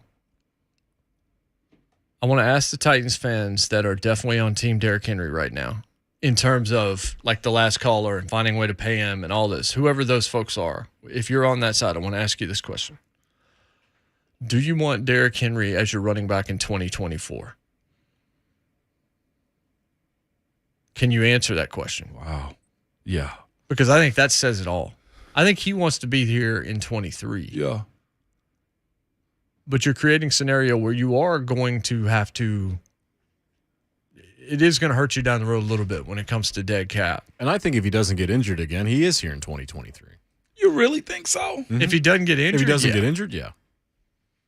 Projection for Barnwell in this piece is 260 carries. Okay. For 1,170 yards, 11 touchdowns. And he says part of that is he's going to miss games. Because we're getting to that point. Remember we talked about, we compared him to Frank Gore. Yep. Like maybe he becomes Frank Gore. We talked to Rhett. We went in a lot of this after the show. I wish we had a microphone in there. And because he was bringing in a lot of numbers and stats and former backs. And it was a really, really kind of wide-ranging conversation about this. If he becomes Frank Gore, Gore played for a long time. Gore was hurt a lot, too. Mm-hmm. He was in and out of the lineup, still punching people out last weekend. But only guy I know that, well, besides Frank Gore, that's kind of extended his career to where he's in a healthy state and he had to transform a little bit, too. Other than Frank Gore was D'Angelo Williams. Yeah, that's right. And he lost a whole lot of weight, too. Well, we actually mentioned that yesterday. Yeah. Would Derrick be better at 230 than 247 if he's playing at 247? Yeah. What would that mean to the longevity of his career to drop 20 pounds? Mm-hmm. I don't know that he's a different kind of back. So I'm not saying right or wrong to that. Was he shit? Were you the one that asked that question? And that's the thing is that he's at that speed at 240, 245. Where he was breaking over 20 miles per hour going down the field. Still. But what is that doing to his ankles? What is that extra weight doing to his career? Is there an answer to that? Luke in Hendersonville. Luke, what's up? What's up, Luke? Hey, yeah. I think they're going to ask less of them. I mean, they have to as far as carries and demand. Coming off the injury, drafting a running back in Haskins, seeing the production last year with Foreman and the other guys, when Derrick was injured. I mean, I think they're realizing he's older. They can't ask him to try to go for 2,000 yards again and expect him to have more than one season. Everyone's hearts say, yeah, pay him because he's done all of this for us. But like you said, are you paying him for what he did in the past or what he's going to do over the next season, maybe two? I love him and I hope he stays and I hope he has a really good year. But, he's getting older and who knows? So just wanted to get your thoughts on what you think they're going to ask as far as his carries. I'll hang up and listen. Thanks, guys. Well, here's the thing. What you're saying sounds good, and we agree. I don't think you should be asking that much of him either, but we listened to Mike Keith say 400 carries in an interview with us like 3 weeks ago. Yeah. We've heard other people intimate very similar things. I think the chances that they treat him like DeMarco Murray are better than the chances that they start biding time, because one of the reasons that Hassan Haskins was so valuable to them was not him being a running back. It's about him being punt, kick return, punt, kick coverage. He can literally play on all sides of your special teams. Yeah. He's a dude that can be a gunner for you if you wanted him to be. And he like a 4.4 speed, I think. Also, he's a hammer. Rhett calls him Hammer. He's 6'2". Yeah, he's tall. I didn't realize he was 6'2". This franchise loves a tall running back. It's clear. There's a trend here. Chris Brown back in the day too. Yeah. Golly. So to the last caller's point, with your heart you say yeah. Now y'all said, or it's the idea that if he stays healthy this year, he's going to be on the team again and he can get that extension. What does that actually look like, though? And again, I didn't say extension. Well, you said he's on the team. You're right. I mean, not. I think if he does that, he's going to get tagged. The tag is probably less than his overall pay right now. I have to look that up. That's the problem is, but how much is the market going to shift with more money being introduced? Maybe, I don't think it's going to shift a lot. It's not going to shift a lot for running backs. No, not for running backs. Not for running backs. The tag is based over the top 5 salaries, if I'm not mistaken. Yeah, it is. And the top 5 salaries and he's don't hit that. And he's one of them. He's one of them at 12. Kamara. I think him and McCaffrey are up around the 13-14 range, but I'd have to go to Dalvin Cook. Check that out. I think Dalvin's one of them. Yeah, Dalvin's one of them. The one thing that continues to concern me is people saying, Derrick's just different. Derrick's just different. Yeah, yes. Stop that. Okay, he was until that game, until he broke his foot. And now he's more Batman than an immortal. Still great, but he's mortal. But he's got to have all his weapons. He's got to have all his weapons. And they just have to take care of him. Yeah. And I don't. There's many NFL franchises that don't take care of people. So here we go. Top 5 base salaries is what the tag is based off of, right? Ezekiel's one at 12.4, Derrick's 12 million, Dalvin's 8, Joe Mixon's 8, and Saquon's 7.2. Sorry, also Dalvin's 8.3. Mm-hmm. Again, I just go back to saying this: it's the wrong position. He's the one guy that should have leverage at that position because he's Derrick Henry. Mm-hmm. And I know what the Titans offense is. So do his people. They know how much of it has run through him. And if there's any leverage to be gained, it's no AJ and your quarterback's your quarterback. That's his leverage. But what does that mean? I'm the guy. But that also, they knocked him down, too, by going to get Hassan.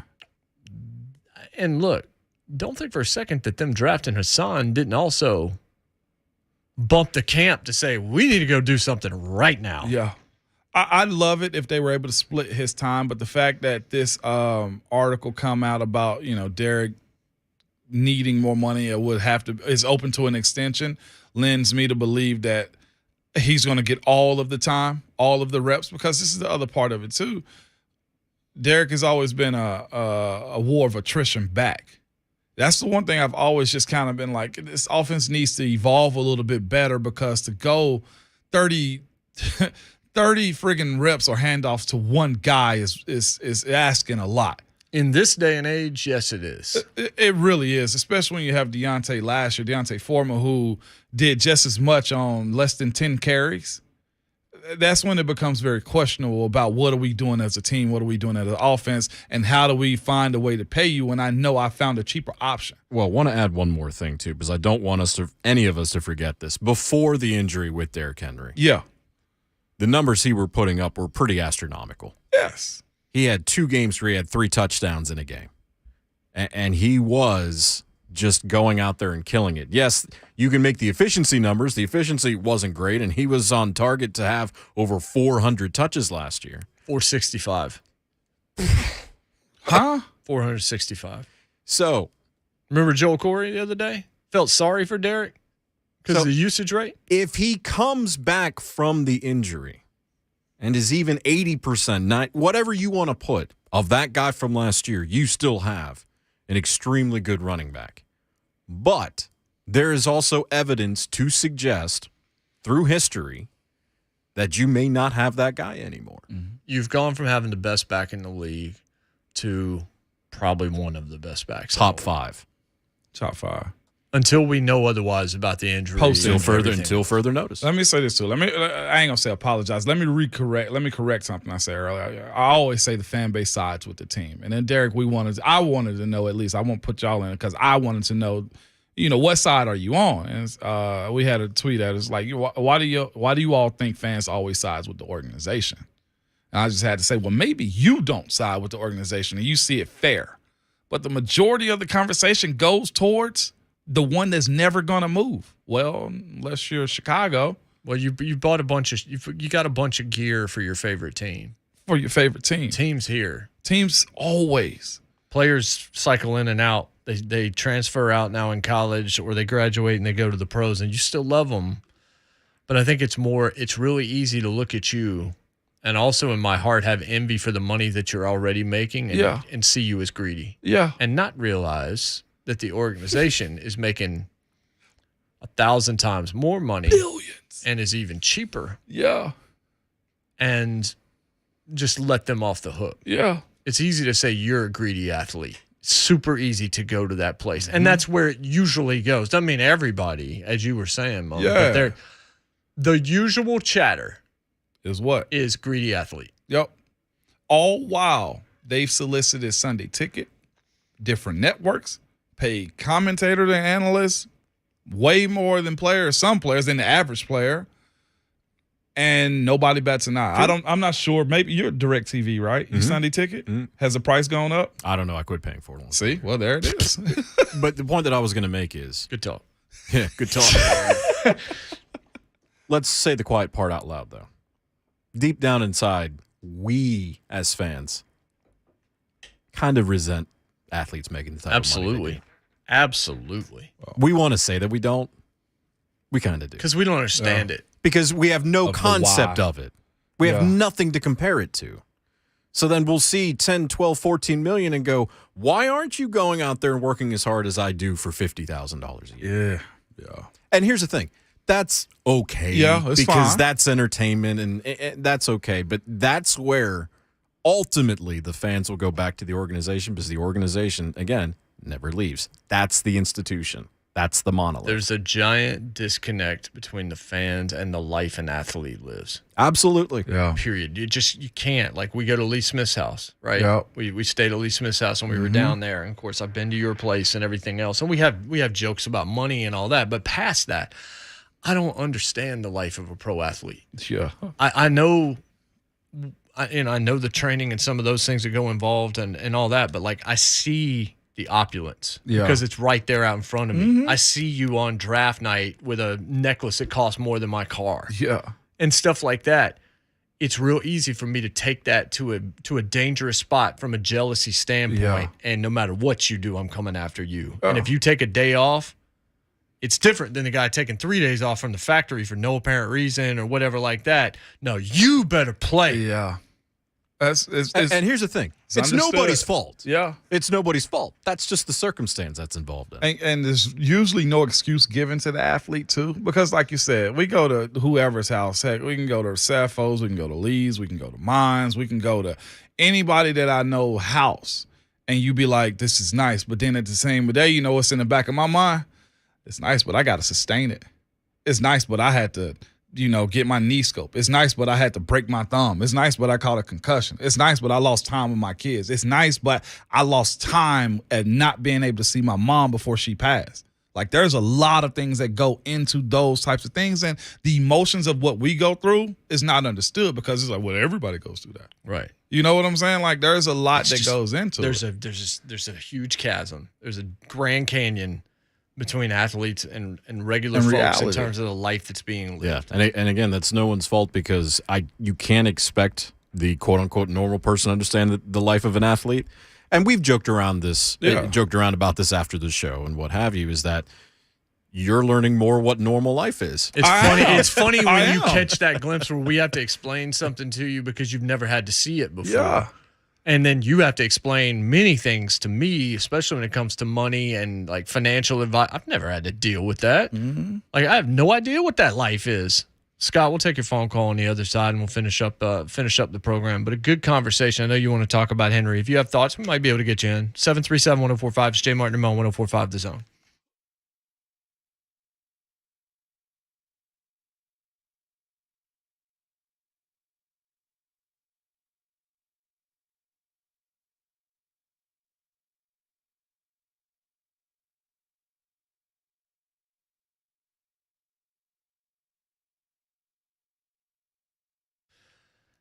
PAI Medical, helping thousands of men and women just like you when it comes to hair loss. If that's something you're dealing with, you don't have to. There are options out there, and I'm not talking about sprays, and I'm not talking about television commercials.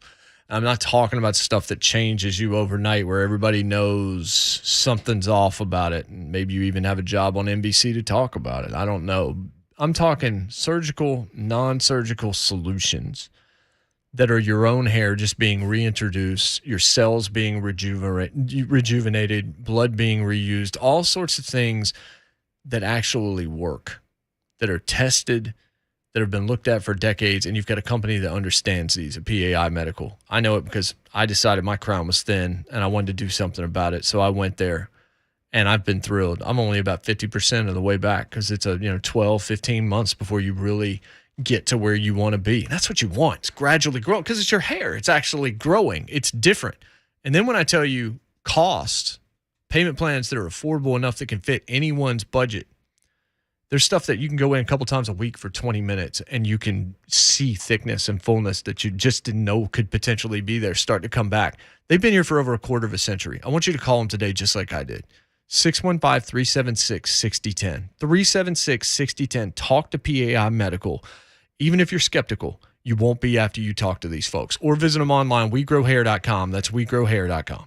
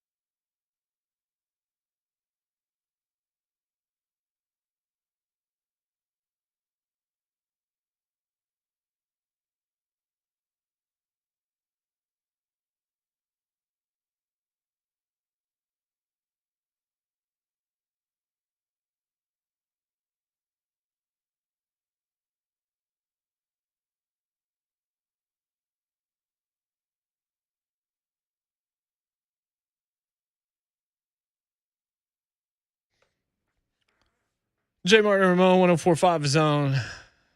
It's Friday night. Well, not yet, but it will be. It'd be better if it's nighttime because it is scorching outside. I'm not even looking forward to walking out there because I'll be walking with a limp. Not really an athlete. Not really a limp. Oh, we call it a skip. Nah, ain't gonna do that. Scott in Spring Hill. Scott, what's up? Hey, man, I just wanted to talk about the Derrick Henry thing a little bit. I think that the Titans franchise needs to kind of be, I don't know, I'd say gentle or tiptoe around this a little bit because people have lost faith with the AJ trade and stuff like that. And obviously you got Ryan Tannehill, who he's going to be leaving, a year or two or whenever Willis is ready. I mean, we could go real quick from being Super Bowl contenders, to looking on the outside like in a complete rebuilding phase. So I think if you sign them, it sends a message to the fan base that that you are trying to win. You're still committed to the win. If you don't sign them, I understand from a business standpoint. I just think it's kind of a weird in between how they're looked at. Yeah. So, Mon, you made a point during the break. The problem here, and you said, it'd be easier to talk about paying him without the injury. Yeah. But the bigger thing is this, and we have mentioned this at different times in different contexts, but the lasting impression of Derrick Henry is what? 25 carries for 60-some yards, whatever it was, or 20 for 60. In the divisional 40. Playoff game, Yep. He came back and looked like somebody who hadn't played in 9 weeks. Yeah. But that's the image that I keep seeing. And we saw Deontay Foreman look like the better back that day. And no, Deontay Foreman ain't Derrick Henry. No, he's not. We're not blending the two.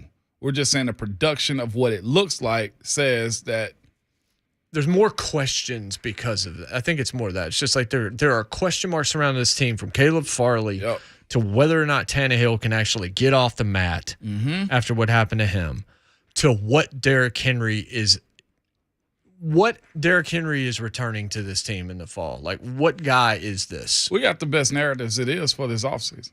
What is Tim Kelly? Yep. What is Ryan Tannehill? Yep. What is Derrick Henry? Yep. What is this offensive line? What is Traylon Burks? What is Todd Downey? What's Traylon Burks? What's Austin Hooper? Come on. What's Caleb Farley? Come on. Like, it continues on, and I hope these answers these questions get answered, and they're good answers. You know what I'm saying? For the sake of this team, because as the caller just said just a second ago, like, the trust level of what area you could potentially go in while treading lightly around Derrick can be treacherous. Now, I guess we're starting to see, at least for some of this fan base, Derrick has more of this fan base on his side as opposed to screw that, don't pay him. Because subtraction of AJ, I think, really puts you on the back burner a little bit. You say what you want to about the Colts, but it seems like they're in a good position. I'm not saying they're better I'm just saying they're in a way better position because of some stability at quarterback, so much so that their owner even can't stop gushing about it. Oh, we'll see. Hopefully Derrick gets it. Well, let's also say this, too. There was a ton of questions for this team going into last season. They ended up going 12-5, having 91 players on the roster and getting the number 1 seed. Yes. Mm-hmm. So we're talking about the unknown, the question marks, because we don't have any guarantees on all that. And another thing I want to add really quickly before we wrap up is that, when Willis is ready. I'm not saying he ain't going to be ready, but I don't think it's just an automatic slam dunk. Let's just go ahead and say, hey, this is going to be the guy, the franchise quarterback. That's tough to do with a 3rd-round pick. What happens over time? And if you don't see that production, what's the old saying? Out of sight, out of mind? Yep. This love affair becomes very distant if you tank a little bit, if you have a bad season and you get a top 10 pick or even a top 15 pick and it's one of the quarterbacks that you really love and know about. Is the love affair with Willis because of Willis, or is the love affair with Willis because he's not Tannehill? It's because he's not Tannehill. Not that there it is. Not that there's not some love to Willis, but remember what we've had multiple guests tell us in the past couple of weeks. Malik's probably not going to be active in a lot of these games. Yeah. Like, can I say this too? The people that are around that look at Willis, though, or know him closer also say, you got a guy. And there's so much of that, but all of it is what until we see it. It's nothing until we see it in games. Yeah, and to that point on the way out, there's a lot of question marks. Derrick may run for 2,000 yards again this year, go right into the Hall of Fame if he does, because he will if he does that again. Yeah. There's a lot of question marks about this team. You know what that means? It means you better stay tuned. 6 to 10. And the rest of the day. Buck Rising coming up next. Have a wonderful weekend for Ramon and Shafe. I'm J Mart. Make sure you don't check into God's deal. It's gonna be hot this weekend, Woo Girls. But remember, your Twitter fingers and your mic and the police department are always hot. From one narcissist to another, Saban to Buck Rising.